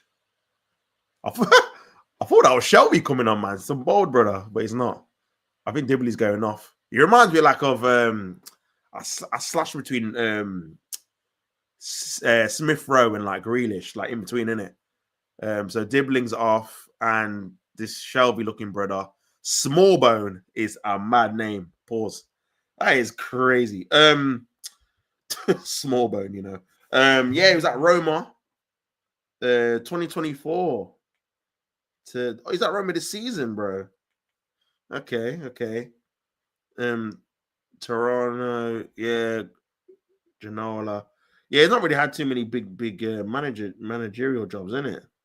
To be fair, how old is this brother? 49. I thought this guy was like 60, bro. This guy looks well old. Oh my days. Fair play. Bring me Samu from Roma. They sacked him. Seen another foul Mourinho placement. I knew you had to get your Mourinho prop in there. But yeah, he's not great. Oh, he's not bold. It's alopecia. Oh, my bad. That's peak. I feel bad now. Here's Zertsky on the left. Caught in Zertsky. It's going to be a goal. Oh, good defending there. Zertsky still got the ball there on the right side. Blocked there by the Southampton player. Oh, bro, I actually feel bad, you know. I know that's crazy. Fair play. I'll Smallbone is mad. Let me see how old he is, actually. Smallbone is crazy. Alopecia, man. It's no joke. Oh, yeah, he actually has as well. Fair play. 24. That's peak, man. That's peak. Mine was gradually a steady increase of how bad it was. It started off with a really small patch of hair missing, which slowly grew, and then eventually just started to fall off on all sides. Yeah, crazy, man. I wouldn't wish alopecia on no one. I can't lie. To lose your hair is at that age as well must be, horrible. So, big him up same way, innit? Big him up same way, fam. But yeah, still 1-0 to Southampton. 64 minutes gone. Obviously, Southampton have had a few chances in the second half. So have Man United, man. Man United have had a few as well, bro. They've had a few as well. But yeah, I'm not sure how this game's going to go, man. I still think Man United are going to win. But I don't know who's going to score. I can't lie. They've not really got any bagsmen, man. Maybe Bruno with a pen or something, but I don't know. But the thing with Southampton, yeah, even though they played well, like they don't look like scoring either. Even if the goal they scored is their own goal, man. So it's kind of which one's going to blink first, isn't it? But Man United cannot. They have to win the game, man. There's no way they can drop points at home to this team. This team is awful. They've not played awful tonight. They've been really good, but over the course of the season, they've been so bad, man. In terms of getting points and results and that. But yeah, boy. Southampton with the throw in into Smallbone. That looked like a free kick on Smallbone, and it is by Bruno. Sloppy play. And Southampton can regroup a bit here. Just having a look at Man United's bench and who else they can bring on. And there's not really that many options still. This is why I feel like it's a bit weird how, they wanted to get rid of Rashford. But I just think it's weird, like, they've done it now and not, like, I don't know, in the summer when there's obviously more options for him to go. That's a bad foul there, Maz. That looked like a foul there by Mazraoui. I don't know how he's not giving that. But Southampton have won the ball back and they've given it straight back to Ahmad, but Ahmad's giving it back to the left winger. It's gone up for a Southampton throw-in. Lineups. Yeah, they've got Ericsson to bring on, Casemiro. Obviously, Maguire's on the bench. Malacia, That is it, bro. So you're looking at Rashford and you're thinking, the reason you be getting rid of Rashford is because you're going to bring in a replacement this window, but don't look like they're gonna. If I'm a season ticket holder, I won't be going back until next season. 100%, bro. I'll just hold on to it, innit? And just be like, you know what?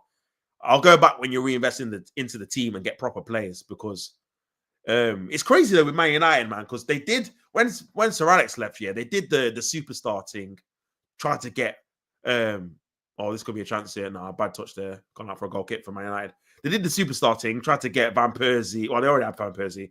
They got Di Maria. They had who else did they have, man? They had Di Maria. They got Falcao. They had obviously Schweinsteiger. They got Schneiderlin. They had all these like big name players, yeah, and obviously it didn't work. Obviously, they still had Rooney and whatnot. And then they obviously tried to continue that, getting like Cavani, obviously bringing back Ronaldo. Obviously got Pogba, Mkhitaryan, Lukaku. And then obviously that's not worked. And then now they've gone the other way and just bought all these like young players who have not actually had any kind of skin in the game and no real experience. One playing in the Premier League and two playing for a club as big as Man United, yeah. And it's just kind of flopped. I think Ratcliffe is cutting costs, so he doesn't want to pay extra for performance points, and it's embarrassing. That's not even a bad shout, fam. I can't even lie. I feel like that is the case, isn't it? I've seen their stadium filled with rats and all them thing there, yeah. And they sacked Ferguson. He's obviously their best manager of all time, to cut costs because they don't want to pay, man. So yeah, they're doing their most to save a few quid, which is a red flag. I said this. They didn't want to sack Ten Hag because they didn't want to pay him the peas at the time, innit? So yeah, it's a red flag, bro. It's a red flag. I knew this guy wasn't it anyway. This is what I was hoping they got him instead of was it the Qataris though? Yeah, it was the Qataris, innit? It was between them and the Qataris. I was like, yeah, get in yours, man, because bro, I've seen it with Mike Ashley, man. These man don't like to spend money. They want to make money from this team, but they don't want to invest too heavily. That's why I'm hearing they need to sell Mainu. Nice little flick there, but good defending there by Southampton. I'm hearing they need to sell Mainu and Garnacho for PSR, bro. And I'm like, to be fair, I can see why, because they've just spent a lot of money and they don't really sell that well. Radcliffe's so glad he didn't buy the Chelsea. Nah, you caught a bullet there still, I'll be honest, because he's awful, man. I think he's I can't believe there's not been many Man United fans calling him out, Ineos and him, because again, like I said, the moves they've been making have been sus, bro. I don't think they've made one. The only good decision they've made, and it wasn't even a good decision because they should have sacked him or not renewed his contract in the summer, is obviously getting Amorim in and sacking Ten Hag. But you did it too late for me, because if I was a Man United fan, because you've wasted all this money in the summer getting players like Zertsky, who apparently Man United or Ten Hag, one of them didn't want. So now you're stuck with him because you bought him and invested a decent amount of money into him. Obviously, Agate, cool. You've got like Lenny Euro. Did you really need him now? Really?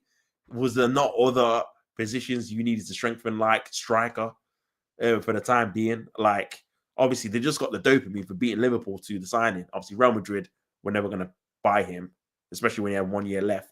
They spent 60 mil on a guy who had 1 year left, bro. Like, he doesn't really add up. It was just a dopamine signing, but here's a chance here. Ahmad in behind. Poor cross. Going to go out for a goal kick. And 20 minutes left, man. Man United don't look really any closer to scoring than they did before, if I'm being honest. They don't look any closer to scoring than they did before. But yeah, like I was saying, man, some of the decision making they've done in terms of how they've been buying players, the sales they've been making, the players they've kept on hold to. Yeah, the thing about Rashford is actually a really good point. I think similar to what we did with Aubameyang, I think it was like, obviously that was Arteta's decision, but I think the club obviously always back it because it's like, well, if we don't play him, I know other players have said this, like when players are even in the squad, they get like a squad bonus of like being in the squad, even if they don't come on. So stuff like that, cutting costs, not putting him in the squad. This could be a chance. Ahmad! Block there. Great block there by Southampton. This could be a transitional chance here. Lenny Euro again up against this winger. And he's been skinned again. He's got back. He's been skinned. Oh my God. He's been skinned twice in the same action, man. He's getting absolutely roasted.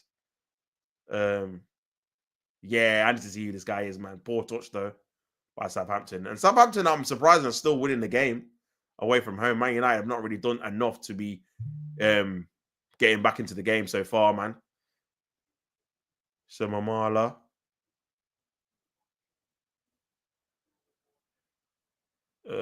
I think he's coming off now, but he's had a good game. Just the final finish, man. Just the final finish. Final finish. Can legit see them going 20 years no prem. Listen, obviously Arsenal have done what? Arsenal on 21. It's you know what it is? It comes quick, bro. Like you think at like 7, 8, you're like, oh, we'll win it in the next 3 or 4. Then it becomes 12. Then it's like 15. Then it's like 18. And you're like, oh damn, we're nearly at 20. Then it's past 20, and you're like, bro, that's why I can see why how Liverpool went, what was it, 30 without winning one? Obviously got one in 34 years. Bro, when Man City are just gobbling up with all these titles, even though obviously as rival fans, we don't really care about Man City. No one really knows Man City fans like that. There's no real history between them. So you don't really mind them winning, because when they win, it's normally to stop someone that you don't like, whether obviously you're not an Arsenal fan, you don't want Arsenal to win it, or you don't want Chelsea to win it, or you don't want Liverpool to win it, innit? Or Man United, even though they're not really been in the title race for a long time. But yeah, they've just been, because I actually didn't even realize that they've obviously, I think they've got 1 or 2 years. I think they're already like 3 or 4 league titles behind Arsenal now, because of all of these prems that Pep has won, which is mad. I think they're on like 8 or 9 or something, and obviously Arsenal got 13. So yeah, man. Saliba and Saka 2 years left. Are you not worried? Yeah. Yes. This is why I'm so like, we have to win stuff now. Not even just because obviously I want to win stuff. That's obviously fine, but like, ball comes in. I'm also worried about Saliba, and I could see Saka leaving as well. To be fair, I could actually see him leaving. But yeah, more so because, bro, I've seen this story before, innit? I've seen it with Van Persie. I've seen it with Sanchez. I've seen it. There's a ceiling, man. I've seen it with Nasri. All these guys that are good for the club, yeah, end up leaving, innit? Because it's like, yeah, we don't win the league. We win a couple of FA Cups. We're not even doing that now. We win a couple of FA Cups, but we need to start winning league titles for me to have that obviously inkling and incentive to stay with the club.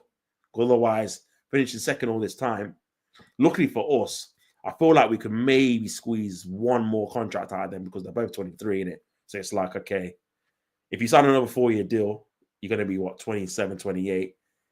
After 1 year or 2, if it's not going well for you, we can force a move in it. That's the only thing I can say. But I'm definitely worried, man. I think in terms of the players that I could see leaving, who are like, I won't want to leave, I think Gabriel would stay. I think Odegaard could definitely leave as well. Odegaard, Saka, Saliba. Saka and Saliba are obviously the main two. Odegaard as well, I think could be another one who definitely could leave. Obviously Rice has just joined. I think Rice would stay long term, if I'm being honest. But yeah, man, yeah. I am worried, man. Obviously, those negotiations, because obviously their contract both ends in 2027. So them negotiations needs to start this year, man. Like this summer. And this is why I want us to sign some players this window. So it lessens the burden of what we have to do in the summer, because Jorginho and Partey are going.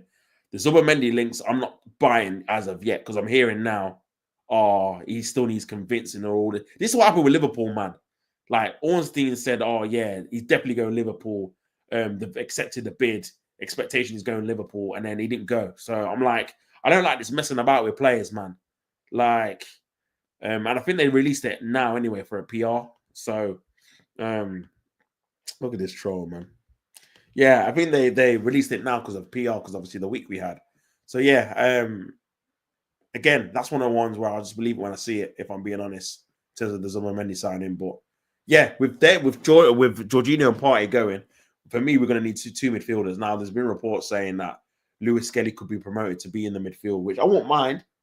I won't mind that, to be fair. But then, if you do that, then we're going to need another left back, because Tierney's going to go. Looks like he's going to start it this window. We're selling Zinchenko. That leaves Kivior, who wants to leave. He's our actual left back, and Calafiori's always injured. So unless you're going to do which I don't like, the rotation thing of, some games he plays midfield, some games he plays left back. I don't really like that. Just stick to a position. That means we're going to have to get another left back. This would be like the 4th left back we've bought in like the last 4 years, man. So yeah, dead. I'm not really feeling it, man. So we'll see. For me, just get 2 midfielders, and if it's a worst case scenario where the midfielders are injured, then you can play him in it. Buying a defender every summer, bro, it's jarring. Bro, we have to buy another keeper. People don't actually clock this, bro. With Neto's on loan, we're not going to keep this Neto guy. He's not even played. He's not going to play all season unless Ray gets injured. Fingers crossed he doesn't. So we're going to have to buy another keeper. He wanted João Garcia from Espanyol. This is the reason I actually did read that Edu and Arteta fell out as well. And this is why Edu left. Because at the end of the transfer window, we've sold Ramsdale. We're waiting to sell Ramsdale. We sold Ramsdale for 20 mil or whatever it is. Then Arteta wants João Garcia for 25 million euros. And Eddie's like, no, you've just bought Raya this window for 30. We're not buying another keeper for 30. A backup one. So then obviously he's vexed about that. And then we ended up getting Neto because he's Brazilian and Eddie's Brazilian. And he knew a favour. And obviously it was a last minute thing because he was cup tie. So he wasn't in the plans, innit? And then I think after that, Eddie knew the writing was on the wall in terms of obviously positioning, in terms of obviously control or whatever.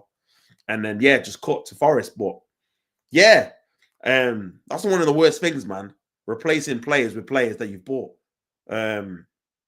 Like getting 3, 4, 5, 6 keepers, getting how many defenders every window, man. See, snapping up Casado Labby in one window was worth it. Villa's Onana would have been a perfect man for you. Yeah, man. I feel like that would have been a good opportunity for us to do. I mean, I think we should have got Casado, you know, obviously before you, man, got him. We should have got Casado like January when we bidded, and obviously you wrote that letter saying you wanted to leave or whatever. Should have just pushed the boat out, man.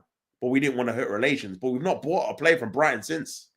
So we did hurt relations anyway, so it was fucking stupid. But obviously you can say that, but then we wouldn't have got Rice. But even though I think we should have got both, man. A bit similar to what you, man, did, innit? Just get two. If the two are available in a certain position, just get them at the same time.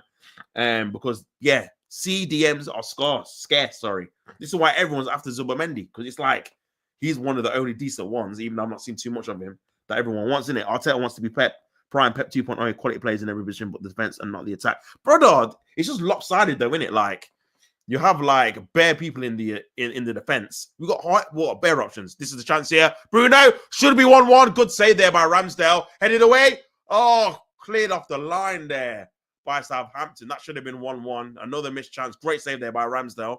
Bruno went for the chip, but Ramsdale stood up tall and saved it with his, it might have been his shoulder or his head. Just showing the replay now. Bruno comes into the box, goes for the dink chip. Great save with the shoulder by Ramsdale, was big. And it's cleared off the line as well by Southampton. Southampton has still 1-0, by the way. 10 minutes left. I was for sure convinced Man United were going to win this like 2-3-1. Well, a nice little turn there by Zertsky. That's a free kick. But yeah, bro, it's just like I was saying, it's just lopsided, man. Like, it's mad. We've only bought 2 attackers, bro, in 5 years since he's been at the club. Jesus and Trossard. And Trossard, he didn't even want. He wanted Mudryk. So Trossard was a backup, and Jesus was obviously his first choice, but not really a striker. That is it. Loaned out Sterling, who obviously he clearly didn't want. Again, I think that was Edu. I think I read somewhere they made a wager in it. They were like, if we can't get 2 players at the end, then Edu will try and get 2 players in it. That's why he got the Neto and the Sterling thing. But obviously, he didn't want either. That's why he's not played either. Obviously, Neto's cup tied, but he could have played Neto in the FA Cup. Didn't want to do it because he's not a keeper he would have got in it. That's why. And then Sterling doesn't play. Like he's had to play this guy now because we've got ACL injury and hamstrings. Saka's hamstrings freaking blown off. Actually, speaking of Saka, I don't know if you've seen him yesterday. The guy's on crutches, bro. And man, think he's going to be back in March. He's still on crutches. This guy ain't coming back this season, bro. I said this anyway. Like, nor he should either because obviously his hamstrings got blown to smithereens. But yeah, man, he's still. I seen the picture. No, I seen the video of him near the pitch, I think. And then yeah, he's on crutches, man. So this guy ain't coming back this season, man. I'll be honest. You got to think it's middle of the January, nearly end. He's probably not going to get off crutches for another month or 2. Then he's got to get back to fit. Nah, Ahmad, got to be 1-1. Ahmad scored. It's 1-1. 81 minutes. Is Ahmad saving him again? He's got the ball back. He wants to score the winning goal. And Man United have been probing the last 2 or 3 minutes. And Ahmad have scored to make it 1-1. Man United won, Southampton won. And Man United will look to win the game now from here. Took longer than I thought. Southampton held on. But poor defending in the end. And it's 1-1. Sounds like an internal war with Eddie and Arteta. 100%, man. This is why he left, I think, because towards the end they were just battling out for transfers. Obviously, apparently he didn't want Marino. Eddie didn't want Marino. He wanted Douglas Luiz. This is why we were bidding for him in the last day a couple of seasons ago. Nice little skill there by Ahmad to make it 1-1. Yeah, apparently he wanted Douglas Luiz because obviously again he's Brazilian. Arteta weren't feeling him. Bidded for him, obviously didn't get him. Didn't want Marino and didn't want Calafiori. Eddie was trying to say, basically Eddie was head of finances, in it, so he was trying to obviously say to Arteta, look, like there's other positions we need to strengthen.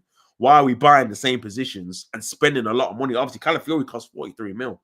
And like I was saying before in the stream earlier, we could have saved that 43 mil and got a wide forward or attacker, backup striker, and just play Lewis Skelly from the academy, who's already there, and spent no money on the position. Look how he's been playing better than Calafiori there. Like, we could have saved so much. Why we spent 43 mil on a player who we didn't really need? No one really called for to get a left back last season. Everyone was like, yeah, we need to strengthen the forward line to try and compete in the Champions League because we need two other players to go with Saka.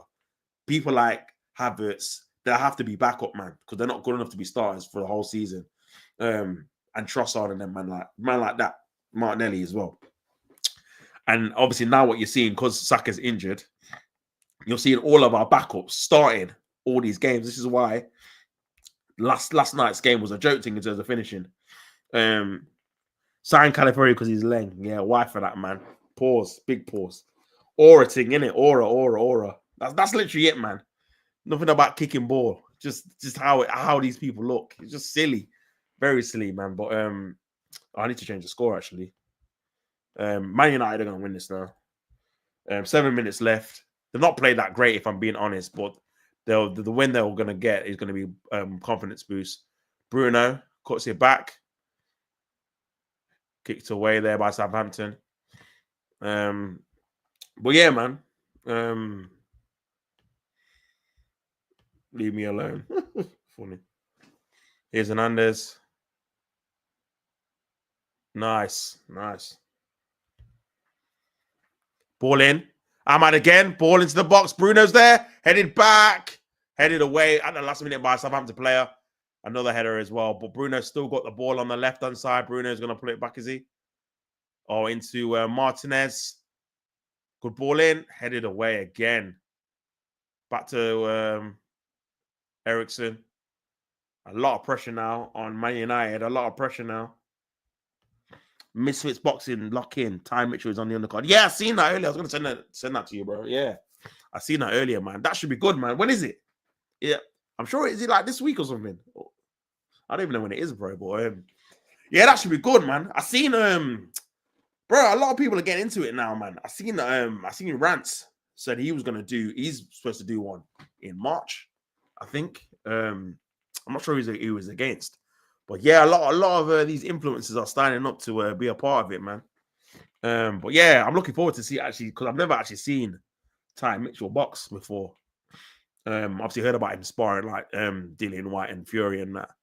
But yeah, it'd be actually interesting to see how he boxes, isn't it? But yeah, 5 minutes left. 5 minutes left. 1-1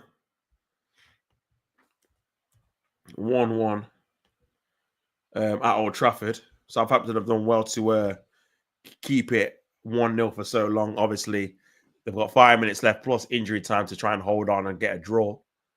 I must have missed when Maguire and Eriksen came on. Just probably talking about Arsenal, innit? But yeah, man. Maguire, ball over the top. Into Anthony on the right-hand side. Good defending there. Good tackle. 4 minutes left, man. Can Man United get another goal? Here is Anthony on the right-hand side. He wants to cut onto that left foot so much. He's have to show him down the line, man, because he ain't got no right foot. Left foot into the box. Is that going to go out? He's gone actually going to save it. He tries to save it. I think he has. Back to Martinez, who's playing like a wing back now. Eriksen in the middle of the pack. Oh, a bit of a risky pass there into the lit, but he's recovered well. Maguire's got the ball now as well. So Man United are trying to probe here, but they've lost the ball. Oh, referee bottled that. That was never a free kick. He just seen him on the floor and gave it, man. Anthony on the floor. That was never a free kick, man. But Walter Peters gave it away. Look, nah, that's never a free kick, man. He just lost the ball. Awful. But yeah, free kick to Man United. Free kick to Man United. 4 minutes left. Into Xerxes. Good control. Good defending there by Walter Peters. But gives the ball back to Ericsson. Back to Ericsson. Ahmad on the right-hand side. Is he going to cut in? Ahmad. Is he going to cut in? He wants to cut in. Ahmad. Got to the byline. Is that a penalty? Goal kick. Goal kick. And that's another chance gone. 3 minutes left for Man United to do something proper. Final top 4 finishes. Oh, that is a good question. I'm gonna go obviously Liverpool, Arsenal. I think will be. I think they'll be top 2. I think. See, you know what as well, bro? Like, obviously, I don't know if you've seen. Like, I've seen the Champions League. The probability of it being 5 places is like 91% based off the probability of. I think obviously Liverpool are guaranteed a last 16 finish. I think Arsenal need like another win or a point, a win and a draw or something for a top 4. So that's 2 teams, and I think Villa, if they get 3 teams into the last 16, because obviously it skips the playoff round, that would basically assure England get like 5 places in it. So it could be top 5. But in terms of top 4, Liverpool, Arsenal, Chelsea, I think we'll get it. See, now Man City obviously signed that Mamouche guy. I don't know how good he is. Seen a few clips. He looks like a similar profile to like a Mahrez. Probably not as silky, but that kind of little flair profile. If he can hit the ground running and help out with the goals a bit, so to obviously help out Haaland. But it's just for me, I'm surprised they ain't got a midfielder, man. But I'm hearing Rodri might come back this season, man, which is absolutely ludicrous to come back from an ACL same day. Chelsea won't make it. Easiest run. Newcastle will get it. Their team is cold. If we get 5th, I'll take it. Nah, I think Newcastle. You know what? The only problem with Newcastle is the injuries. Like if they keep their first team fit, they'll be in the top 5 definitely, because Isak's on a next level in terms of his form. But if he gets injured and Gordon gets injured and Bruno or one of them guys, that's when obviously the quality dips a bit. So I'm a bit cautious about saying them. Obviously, City just can't really put like a good run of form together. Nottingham Forest, I don't think they'll get top 4, but I think they'll be in the top 6 or 7, if I'm being honest. Here's Ahmad on the right-hand side before I get back to it. Oh, nice ball in. Ahmad for the winner! Ahmad scored the winning goal! This guy is so good, man. Another goal for Ahmad. And I said, Man United are going to go on a win. And they have gone on a win. Ahmad to the rescue. And it's 2-1 to Manchester United. And they've won the game. Southampton couldn't hold on for any longer. Oh, they did so well to hold on for so long, man. Oh, 90th minute as well. 2 goals in the last 5-6 minutes, man. And Man United have won the game. So, yeah, they held on. Man said, I knew it. I knew it, man. I knew it as well, bro. As soon as they got that first one, Ahmad is special. Nah, he's cold, bro. He's their version of Saka, man. 100%. He's there. I don't know how this guy was on the bench for so long. Ten Hag's got blood in his hand. How does he not play this guy? Bro, I liked him ever since. I think it was last season. He had a couple of cameos. I was like, this guy's like technically secure. Just needs a bit of an opportunity. But great finish, man. Good ball over the top by Ericsson as well, to be fair. And yeah, man. Good finish, man. Maybe Ramsey could have done a bit better, but he's quite close to him, to be fair. Near post, but any kind of like direction is hard to obviously dive, anticipate. You could have gone the other way. So yeah, man. That's it. They've got the win, man. They've got the win. African Messi, brother. Crazy stuff.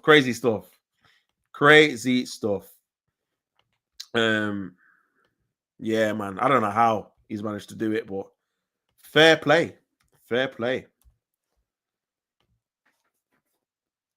This will be their first win since the 1st of December, man, at Old Trafford, which is crazy work.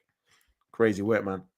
But yeah, in terms of top 4, yeah, Liverpool, Arsenal, Chelsea, probably go Newcastle if they keep their players fit. I'll say Man City, but I'm still not convinced, man. It's just their midfield and their defense. But they made a few signings, obviously 2 new centre backs, 18 and 20. I don't know if they're going to start when they come in straight away. I assume so, if they're not getting loaned back out. And obviously that Mamouche brother can go with obviously Savinho as a new like front three with Haaland and see how that goes. If he hits the ground running, then I think they'll get top 4 as well. So yeah, probably that, man. Probably that, bro. If I'm being honest. Yeah, man. But yeah, corner for Southampton. Can they get something from the game? Corner comes in. Headed on. Ooh, that was a good opportunity there. That was a good opportunity there, man. That was a good opportunity there. Oh, that line is going to go in, you know. Oh, his own player went out.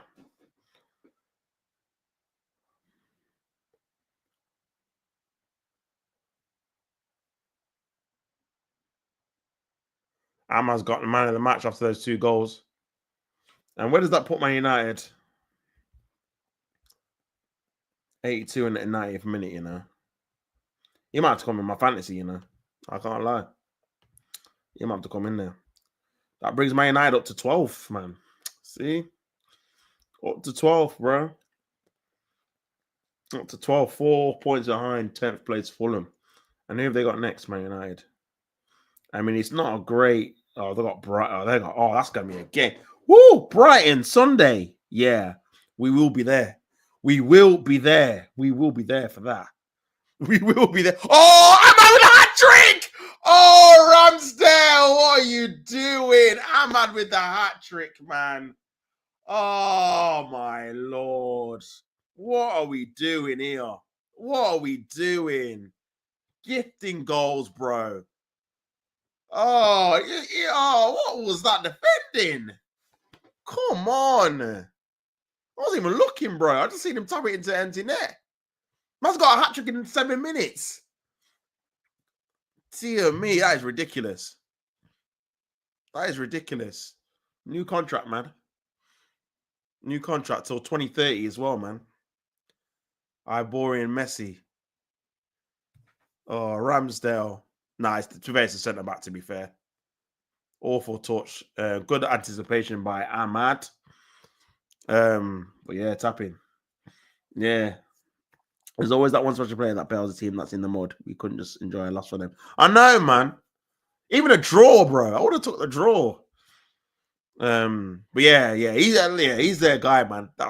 He's that one guy they're gonna look to now when they're in the slums and be like, yeah, he's the guy. We always have it when obviously a team been playing rubbish. No way. You see what God can do. Yeah. I know he's man religious, isn't it? 22 as well, man. Yeah, let me change the score. I even changed it, man. See, 3-1. Unreal. Unreal, man. Unreal. Man United 3-1 up. And that does flatter them a bit, I can't lie. It does flatter them a bit. It does flatter them a bit. I don't think they've been great. Ahmad, though. Ahmad's done his thing. This could I mean, this is what they should have been doing, really. The bottom of the league. They're going to stay on 6 points now. This is what should have happened. Here's Ahmad on the right again.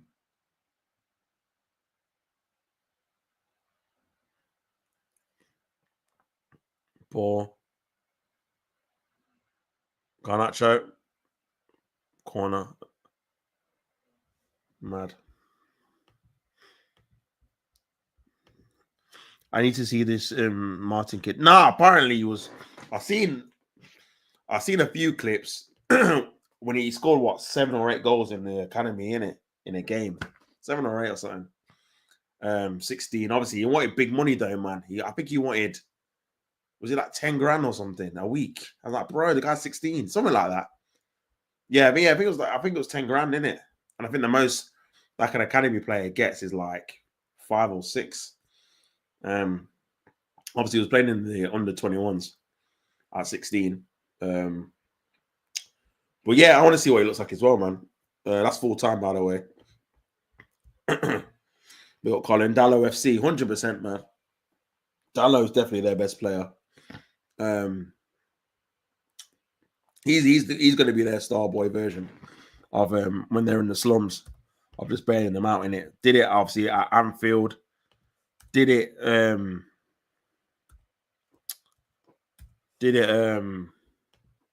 at the Etihad, scored the winner and got the penalty as well. Got a hat trick now. I think that's his 10th goal of the season as well, man. So yeah, he's scoring, man. He's scoring. He's scoring. Ahmad. How Ten Hag didn't play this guy, I have no idea. No idea. Crazy. But yeah. First hat trick for Man United, I think.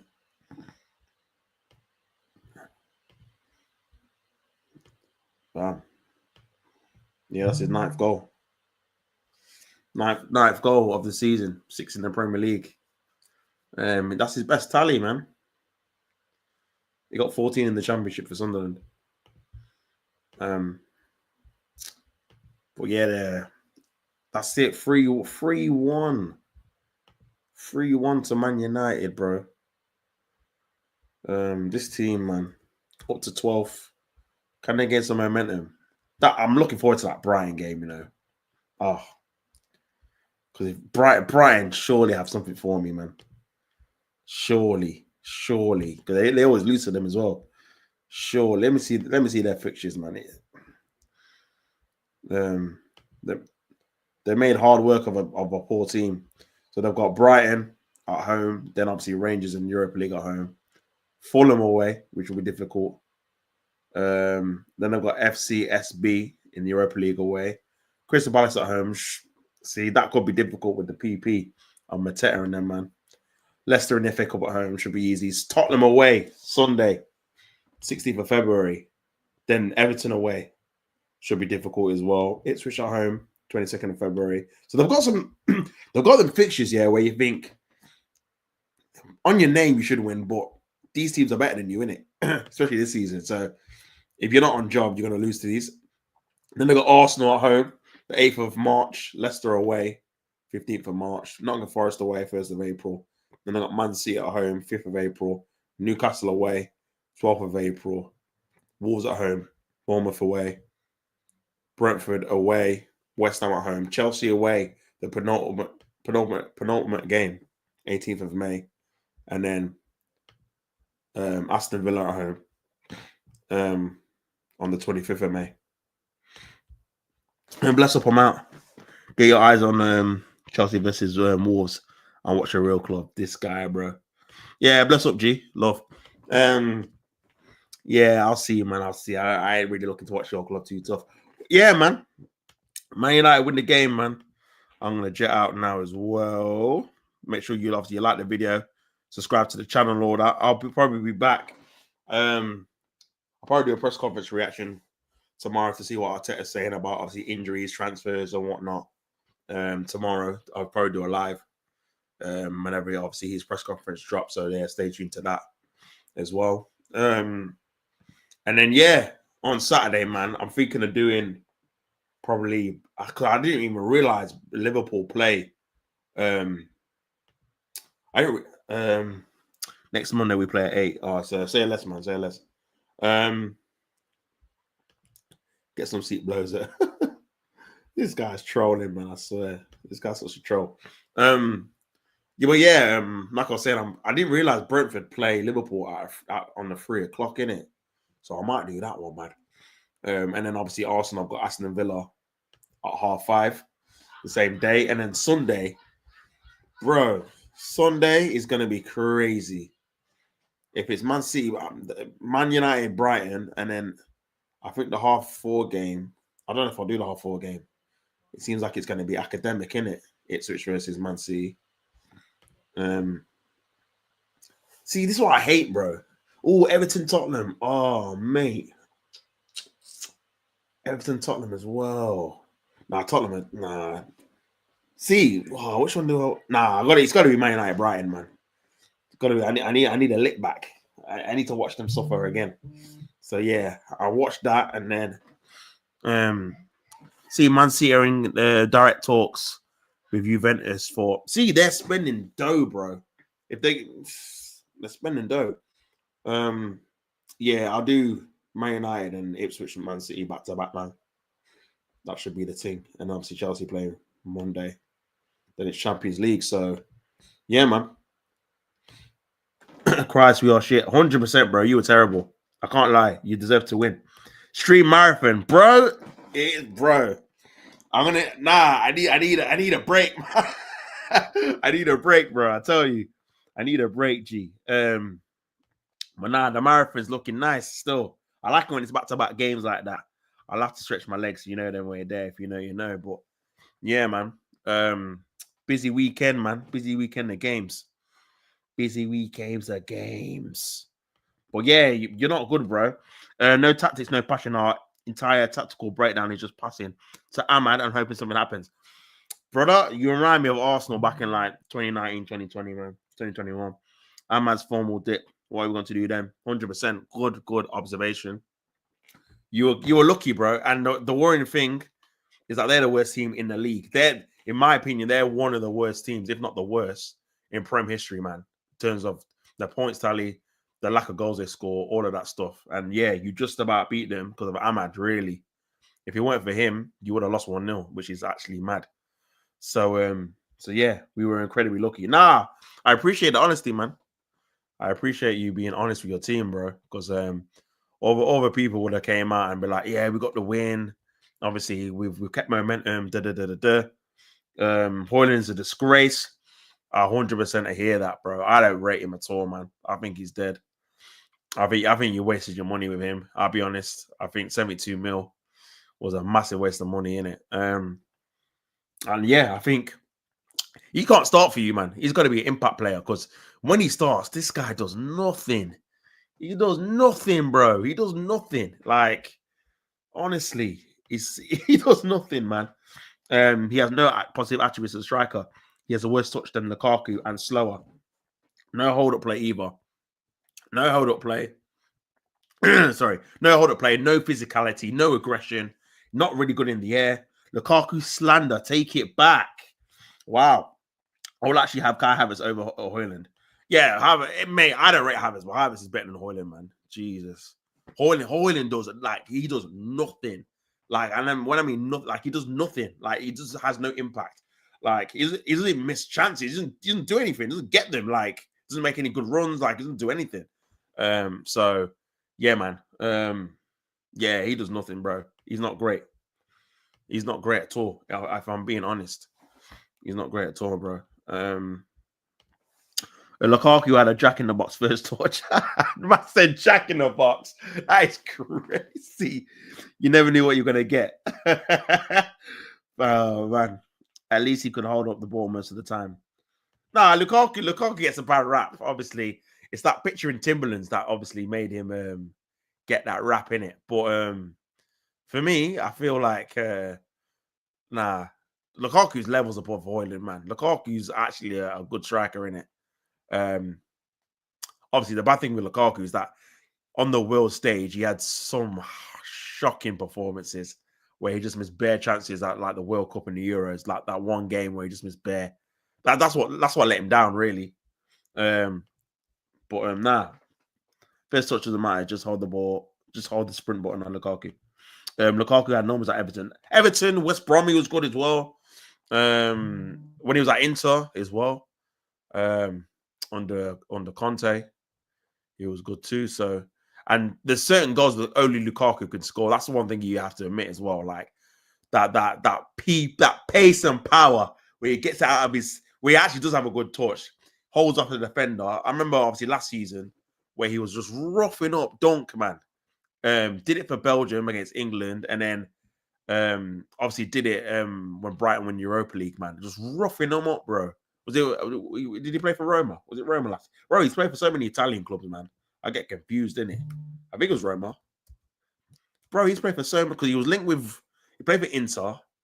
I think wasn't he linked with Juve? Then he played for Roma, and now he's at Napoli now, isn't it? So, yeah, he's played for so many, man.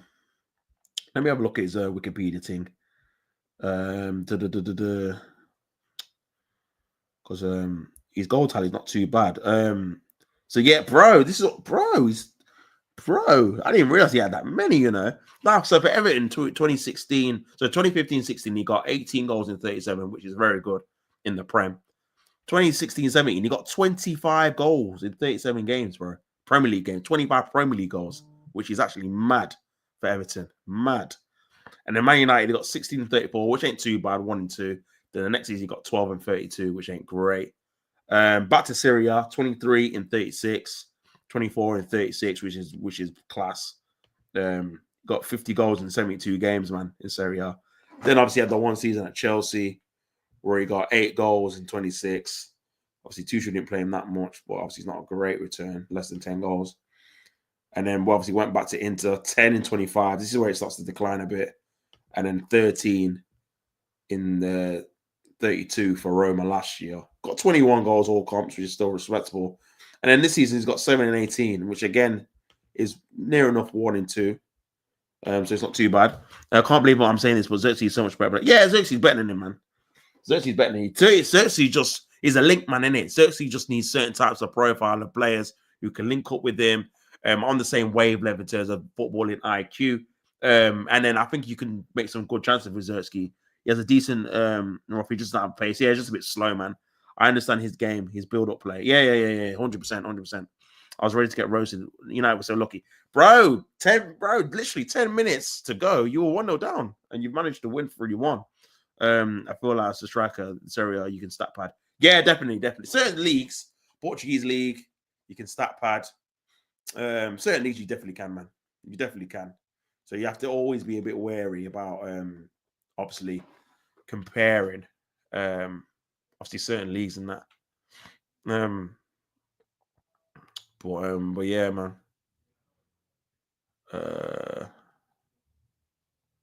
Yeah, you just have to be a bit wary, innit? About comparing certain leagues. But obviously his goal tally is not too bad. Obviously he's got 307 career goals in 656 games. That is 1 and 2 for a striker who's played in the Premier League and Serie A. You can't sniff at him, man. Can't sniff at it. You can't sniff it. His record for Everton was really good. 70 goals in 140 games. And this is when Everton obviously were hovering around the top 4. I think they finished 5th one season under Roberto Martinez. So they were a decent team, but it was because of his goals, man. And then he got 70 in 140 games in the Prem. And then he got 90 goals in 166 games in all comps, man. So yeah, I can see why Man United paying 90 mil for him. I say this again, but I would sell Garnacho with a sell-on clause with a percentage of the sell after. Yeah, he was a beast. Yeah, 100%. No, I hear it. But I agree with the Garnacho, man. He was wasteful again today. I feel like he's definitely out of your 3 quote-unquote academy players, Garnacho, Ahmad, and Mainu, he's clearly the worst, man. I think the other 2 can provide and got very good qualities in obviously different ways. But with him, man, I just don't rate. I don't rate him and Højlund. Like, they're the ones I just don't rate in it. Like, I just feel like Garnacho is very one-dimensional, lacking in football and IQ. He's a decent ball carrier, but always makes the wrong decision. He's very selfish as well. Doesn't really link. And yeah, his finishing is very mediocre at best. Like, it's very hot and cold. He'll score the bicycle kick, but then miss an open goal like he did today. And yeah, Højlund can't hold it up. And can't hold the ball up. Doesn't really make intelligent runs. Not the best at finishing. And I think he's another one that's not great either, man, for the money he spent too. So yeah, it's all dead.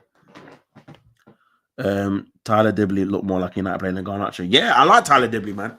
Like I was saying before, he reminds me of like a hybrid of like Smith Rowe and Garnacho, man, if I'm being honest. So he's got a nice little blend, nice little mix of them kind of players in terms of his dribbling ability and all that. I think that's definitely someone that bigger teams should be keeping an eye on. Definitely. But yeah, man, definitely, bro.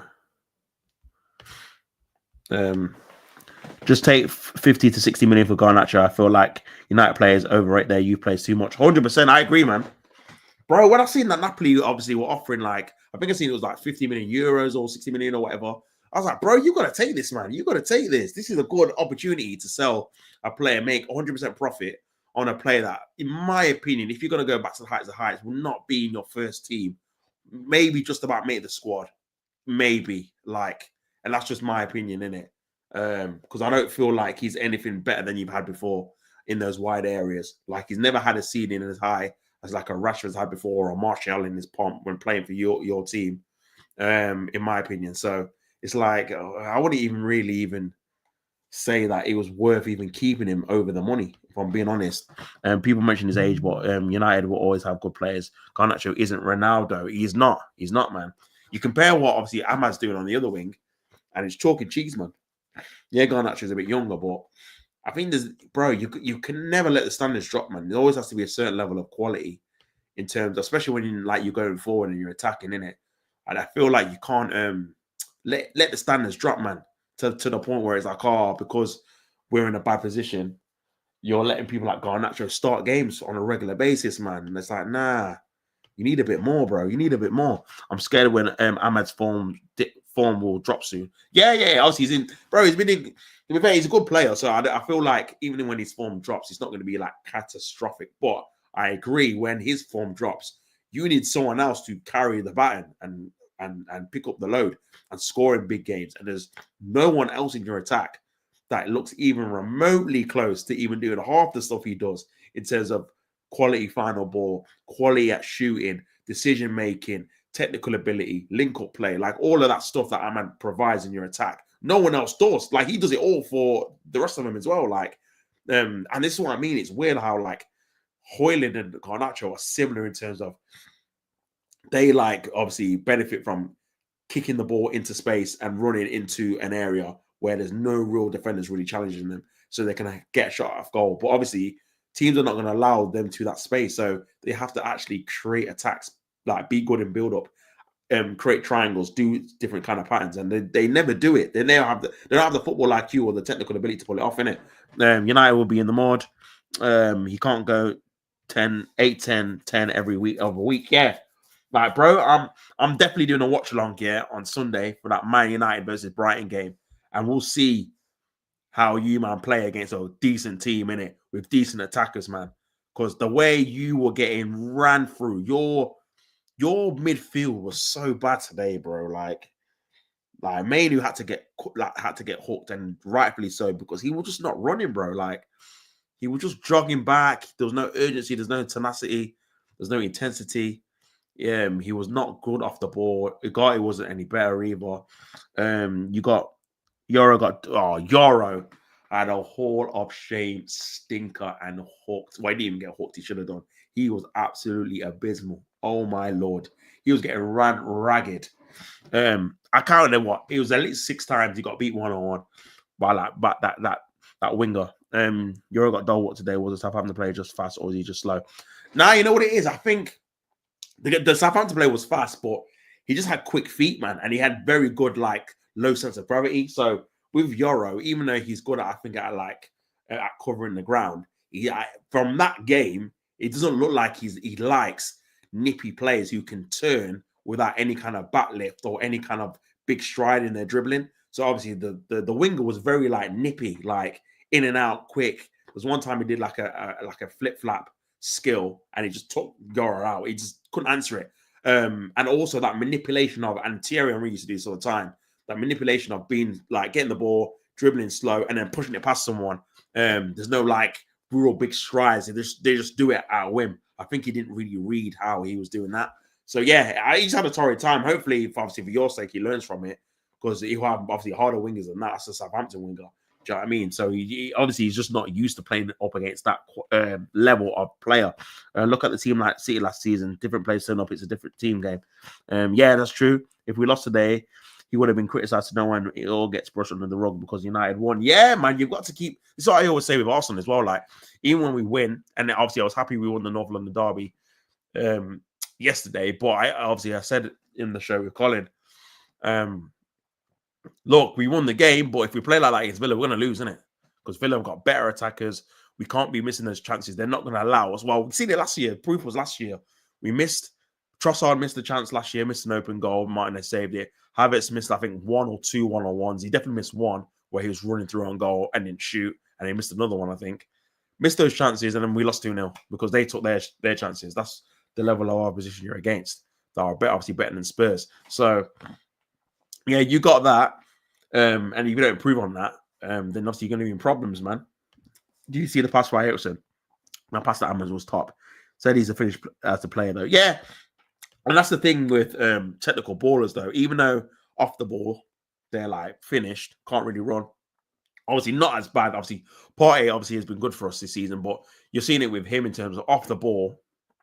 His legs have gone, man. He cannot obviously keep up with ball carriers. This is why I'm really worried on Saturday, because if we play him in the 6, just like we did in the game at Villa Park, Morgan Rogers with his ball carrying ability, all that space, that is going to be a massive, massive, massive weakness for us, because we've seen it when he plays in the 6. This is why I'm tempted to play Rice in the 6 and play. I see you'd have to play Marino in the 8, and I don't really rate Marino, but I'm tempted to play Rice in the 6 just because he's better at anticipation and got better legs, man, than the ball carrier.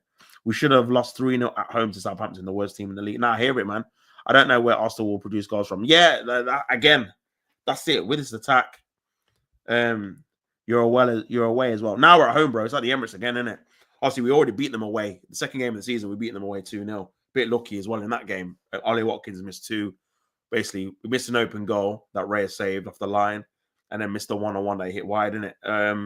Yeah, but to be fair, even at home, they beat us at home last year 2-0. So home and away don't really matter against Villa, man. We just struggle against them with Unai Emery as well. So yeah, you're right, man. If it's not from, like I said, if it's not from a corner, then I don't see how we score. A bit similar to Man United in terms of we're lacking a lot of fluidity in the attack and a lot of patterns in the attack as well. Like, we don't really have, now Saka's gone, we don't really have that sequence where it's going to be regimented, because I think Arteta is a very regimented like manager. Like, he needs things to be in a certain order and to happen time and time again. That's probably why we're so good at corners, because he's just probably practiced repetition.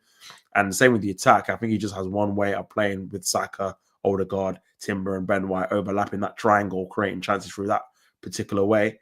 And now Saka's obviously out, and now Ethan's injured as well, who obviously not as good as Saka in that regards, but has similar traits in terms of good ball carrier, very good at like close control, good technically, got a decent footballing IQ, very good with his left foot in terms of ball striking as well. They're all similar traits to Saka. That's something that maybe he could have obviously molded into Ethan. Maybe that's probably why we're going for a striker instead of a winger, because I feel like he's gonna wait till Ethan comes back end of January, end of January, early February, and put him in that Saka role on the right, have the new striker, and then whoever's left on the left plays on the left. But yeah, man, just need to keep it tight at the back and get to the right set piece. All that matters is getting points. Yeah, that's facts. I just feel like Kai Havertz needs to get some form of confidence back. Yeah, he's been missing sitters, bro. Confidence is everything for strikers, 100%. Any kind of forward players need confidence. Look at Xerxes. He looks half decent. He was over to watch for our game against Arsenal. Yeah, the thing is with confidence, which is good and bad, you can lose it in a second and gain it in a second. Like, it just depends on the action that you do. Like, sometimes you can be through on goal and think, oh my God, I'm going to score, and then you miss, and then your confidence goes down, or vice versa. Not really be confident, scuff one into the back of the net, and then all of a sudden you score. Like Jesus had it. Like, he scored the 1 goal against Crystal Palace in the League Cup and then got a hat-trick. So, and then scored 2 goals at the game after. Does Kroenke even watch Arsenal? I saw Sir Jim at the game. To be fair, obviously it's Josh Kroenke and Stan Kroenke, son and father. Sorry, obviously Stan Kroenke's the father. They're both obviously own Arsenal, but I feel like Stan Kroenke's giving the responsibilities to Josh Kroenke. Josh Kroenke is normally in America, but he did fly over here today, apparently, to talk about transfers, which I'm hoping it means that we're going to get a striker in this window, because he doesn't normally fly over mid-season. It's normally towards the end of the season that he might come for a game, maybe the last couple of games or whatever. So yeah, but that's what you get with American owners, bro. Like, I'm sure you were similar with the Glazers. Like, how often do they go to games in the times they've owned the club? Obviously, when the English, the more tend to be there. I know Mike Ashley was always at the Newcastle games, but yeah, it's always a bit different, man, when it's foreign owners, isn't it? But yeah, man, I feel like I was saying, with Villa, it's gonna be a tough game, man. I could easily see us dropping points. This is why I wasn't too excited about obviously getting closer to Liverpool. My obviously happiness was more just beating Spurs in it because it's a local rival. Because I feel like we're just going to drop points in the next game against Villa because it's a difficult game, man. It's a very, very difficult game. At least with Sir Jim running the football side of the club now, I would have preferred a full style of Qatar. Yeah, I was saying in the chat, bro, before you got here, that I think the Qatar ownership would have like turned your club completely around in it. I feel like that would have been really like a revolutionary kind of takeover for obviously Man United, because I think then you would have got proper backing. And I think with these Qataris, they're really about success, not just business, in it, not just making money, because they've got money. So it's like, we want to get something that's successful. That's their game goal. That's why you see it with obviously with City owners, with anyone that's obviously from that side of the world that obviously own a club. They try and push for them to be the best. Now, it doesn't always work. You've seen it with PSG. They've tried to win the Champions League numerous times. They've bought so many players, but at least they've tried to buy players. At least they've tried to improve the team to get to a certain point. Whereas other owners, like American owners, always sit on their laurels, always try and cut corners and not spend the money they need to spend. And they're going to use the club as their marketing success equals more international presence for Qatar on the world stage. Yeah. I think you're right, man. I think they are going to use the club for that. And yeah, it'd be interesting to see what happens, man. If I'm being honest, because yeah, I feel like with Man United, the transfer windows are going to be key in terms of how you progress as a team, man. If you don't do what's needed to be done, boy, oh boy, oh boy. Could be a long, long time until you're back to the top. Because I don't think you can afford to make many mistakes, if I'm being honest. By the way, when you said when Sanchez went to United, yeah, of course, bro, of course. Because obviously, I don't know if you remember at the time, all the talk was him going to City. The summer before. Remember, we rejected I think it was a £60 million bid on deadline day for City. And that's when it came out where he made a £93 million bid for Thomas Lemar. I don't know if it was ever true for Monaco. Yeah, we turned it down because apparently it was too late in the day to make that transfer a reality, because obviously we want to get Lemar to replace him in it. So in January, I just thought, Man City going to come in. Obviously, they did come in, but they ended up going United. And after obviously Van Persie went, everyone was like, "Oh my god, this is obviously the worst news ever, man." All of our top players keep going, but I can't lie. I was happy when he didn't work out there. I'll be real. Playing the piano, I don't see us going back to top anytime soon. Just offered him stupid money. Yeah, the wage he was on was silly, man. I don't know if you read the story. I don't know. I don't know if he put it in his book or if he said it in like an interview. When Sanchez went to obviously his first Man United training session, obviously he didn't like it, and he told his agent, "Can I go back to Arsenal?" And obviously his agent was like, "He doesn't work like that. You've signed the papers, man." Because obviously it was a bit different to the Arsenal one, Man United. And I think it showed on the pitch. Obviously why it didn't work out, because Man United was very like individual central at the time. Obviously you had Pogba, you had Lukaku, you had obviously Mkhitaryan went to Arsenal, you had Sanchez. You had a lot of individual players who all wanted to make their mark on Man United, and it wasn't really a team. You had Martial, Like, it wasn't really a team group of team players in it compared to Arsenal, who literally just fed everything into Sanchez. He was the leader. Everything went through him. When he wanted the ball, he got the ball. He took the free kicks, took the penalties, took the corners. Like, he did everything in it. But yeah, man, it's crazy. It's crazy. It's crazy. It's crazy, man. Do you think it was a PR move? He wants to be remembered as an Arsenal legend. No club really came. It's a V. It was no, I don't think it was. I don't think it was. I think he generally felt like that. I think he felt because you could tell even when I used to watch Sanchez, you would never get the ball as frequency because obviously I watched Sanchez for Arsenal for 4, 5, 6 years, and like I say, bro, every game to Sanchez. Sometimes it would get annoying to the point where other players were in better positions, but you just pass it to Sanchez because he was our best player. He had the ability to do something. But then when he went to Man United, it wasn't like that. He wouldn't get the ball regularly. They'd kind of pass it to him when someone like felt like they needed to pass to him, but he never was in like a group kind of like build up kind of team. Like, he was never on the end of things. He was never like linking up. He never had like a partnership with like a left back or one of the midfielders who would always find him. Where obviously at Arsenal, bro, him and Özil always on the same wavelength, always, in terms of like passing in behind or runs that Sanchez used to make, or Sanchez passing it into Özil, like, or getting a 1-2. It was always the case, man. But at Man United, I feel like he was just like, no way. No really cares his own. The only time I was sad about player leaving was Özil went to Arsenal. I have an Özil shirt from Real Madrid. Oh, big. He was my favorite player. Yeah, man. In terms of obviously watching him play live, he's the best player I've ever seen play live in it. And I've seen Sanchez as well. Maybe because of the game. I remember the game. It was Arsenal versus Bournemouth in 2017. Arsenal won 3-0. Özil got man of the match. But, bro, I was sitting, obviously, in the North Bank, higher up. And, bro, Özil, it's hard to explain. Like, when watching it live, you could tell, like, Özil could see. Like, Özil would make a pass.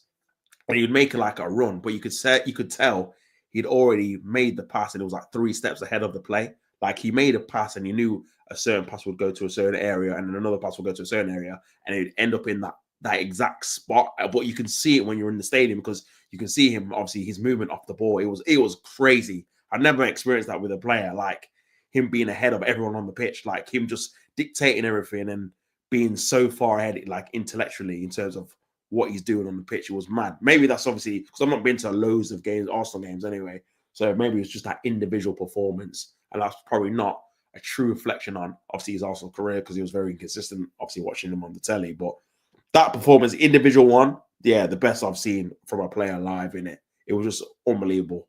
He didn't even score, but it's just how he was moving and the passing he was doing and the interplays and stuff like that. His intelligence, you could see it from, obviously, from the stadium, innit? It was crazy. Yeah, his understanding of the game was next level. Yeah, 100%, man, 100%. You got to realize that Ronaldo was publicly annoyed when. Yeah, he was, man. He was. I don't think that even. Yeah, he criticized the president, innit? That was the first time he ever did about sale of a player, and they sold other players that were obviously big for them. Before that, Özil was so good. Big up Sheldon. Well done, Sheldon Jones. Big up. He was so eloquent as a player. Yeah, he was. He was very, very eloquent as a player, man. I think, yeah, he was. Obviously, he gets a lot of stick because of his time at Arsenal, where he didn't really do the other side of the game, which was obviously being physical, having that proper like work rate off the ball, like getting stuck into duels and tackles and being aggressive and being able to shoulder like plays off the ball. Obviously, that was never his game. And yeah, I do wish, obviously, he had a bit more of that, especially in the Premier League, because it's definitely a skill that you definitely can learn. Because I remember when Sonny Cazorla came to the Premier League in 2012, he was getting pushed off the ball left, right, and centre. Like, he did not have that part of his game because obviously in La Liga you don't really need it. But by 2015, everyone remembers that performance he had against Manchester City away from home when we won 2-0, scored the penalty, but he was man of the match. That period where he took on like 4 or 5 Man City players, turning, twisting, playing that like DM role, but that deep line playmaker role that he obviously got into. And yeah, he had to learn the ugly side of the game of obviously winning duels, winning tackles, being like aggressive off the ball, not being able to be pushed around and stuff like that. So yeah, it's a shame that Ozil couldn't adapt. Man, you coming back slowly. Yeah, I wouldn't say that, to be fair. They weren't great tonight, even though they won the game. I feel like they've got a long way to go. A long way to go. They got a long way to go, bro. Did you see recent social media from Ozil? He's hench. Yeah, he's massive, man. Bro just took all the competitiveness in the football and went to the gym. Yeah. It's a shame he didn't do that when he was playing, man. To put on a bit of size. And it might have actually helped him in terms of the physicality of the Premier League. Because it just didn't really suit him, man, if I'm being honest, even though he was a quality player. And certain players are just like that, innit? Certain players are just like that, man. But yeah, man, I'm gonna I think any player can have a high performance split, but the only players I rate is players who can perform 7 out of 10 at every game. Yeah, the consistent players are always the best, bro. United aren't back. It was awful watch, glad we won, but yeah, it wasn't good. Yeah, it wasn't. It wasn't great, man. It wasn't a great watch, man. Like I said, I'm going to do a watch along for the Brighton game, and I think that will be a truer reflection of where really Man United are at, because you look at Brighton and say, obviously they're like 9th in the table at the minute, got some good players. And Man United need to get back to that level first before you start talking about your top 4s and titles and stuff. It's always going to be a stage of progression in it. So yeah, that would be a better challenge in terms of where you actually are. Like, can you play a decent team with good attackers who've got decent style of play, who've got good options, and go toe to toe with them? I'm not too sure. I'm not too sure. We're gonna get turned. I'm scared. No, I think you're gonna. I think you're gonna lose as well. I think they're gonna turn up and rock it. I could be wrong though. You could come out with a performance, but you definitely need to be. The thing with Man United though, and I noticed this as well, obviously in this game and other games, when you're up against a team that you respect, and it's obviously you've had big games, but a team that's obviously they've got good players, and everyone knows unanimously Brighton have got a really good attack in terms of like the variety, the depth of the attack. Obviously, like I said before, they've got Matoma who scored tonight. They've got Minty, Welbeck, João Pedro, Adingra as well. So they've got a lot of options, man. I feel like Man United, in terms of the team and the stadium, will think, okay, this is going to be a hard game. We need to get behind the team, and the players are going to think we need to work hard off the ball. I think that's what was missing tonight. Like, your work off the ball was atrocious. Like, you weren't winning duels. You weren't winning 50-50s. You lacked intensity. That's why Manu got subbed off at half time, because he was just walking around. He wasn't really challenging for the ball, running for the ball. And Southampton just wanted it more. And that's why they were winning the game. Obviously, ultimately, your quality in the end, or Ahmad's quality in the end, made sure that you won the game in the end. But if it wasn't for that, man, the off the ball, you just weren't great. I've been disappointed too many times by this group of players. I don't rate most of them. Yeah, I agree. I was livid during the game today, not going to lie. Yeah. As a Man United fan, you can only really be happy with that fact that you won the game, because that team's the worst in the league, innit? And the way you played, you didn't play great. It took an individual really to help you win the game. So that is obviously a massive cause of concern, if I'm being honest. But yeah, man. The banter we're going to be subject to was going to be next level. Yeah, you're lucky, man. You caught live. You caught live, man, with winning the game in the last minute. Otherwise, you would have been, bro. It would have been very, very, very, very horrible for you guys, you Man United fans, losing to 20th place Southampton at home, who had a total of 6 points, scoring 12 goals. Wow, big trouble. Big trouble. Big trouble.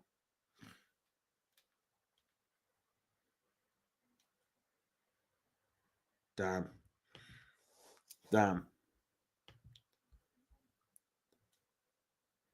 Well, yeah, man.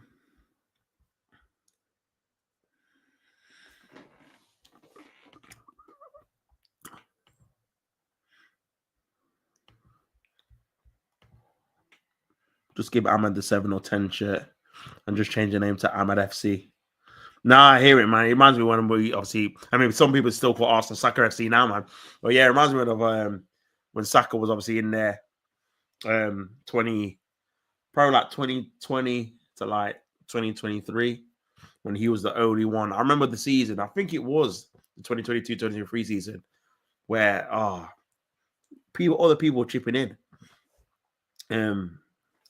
It's not Soccer FC. Nah, bro, at the minute, bro, with the way we're playing, at the minute, man, we're missing them heavy. Like, the other attackers are not contributing at all on a regular basis, man. Obviously, Havertz was a little bit at the start.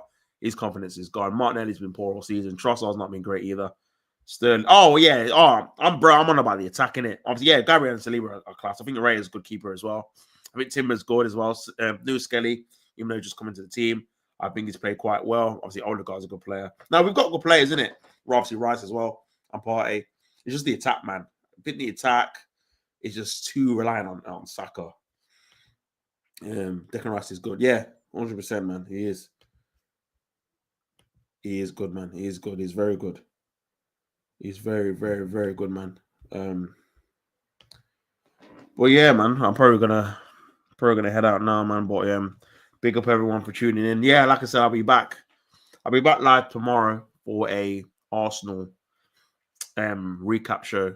Just recapping on what Arteta's saying about the press conference, about injuries and transfers and that for the Villa game. And then good chat. Have a good one, dude. Yeah, you too, brother. You too. Thanks for obviously popping by into the chat. Hopefully I'll see you at the weekend. But yeah, the weekend I'll do a Brentford versus Liverpool and then Arsenal versus Aston Villa. Back-to-back streams, I think. And then yeah, I'll probably do Man United versus Brighton on the Sunday and Ipswich versus Man City. So yeah. Till then, guys, catch it. It's been a good one. Bless up for obviously joining the chat. Make sure you like, subscribe to the video, subscribe to the channel, like the video, do all that good stuff. On the road to 700. Let's go. Big up to everyone that's obviously tuned in. Subscribe to the channel and helping the channel grow. That's all we want from you guys. Just helping the channel grow so I can do more streams and do interact with you guys more. So yeah, big up everyone, and till next time, peace. Don't hate to play at the game.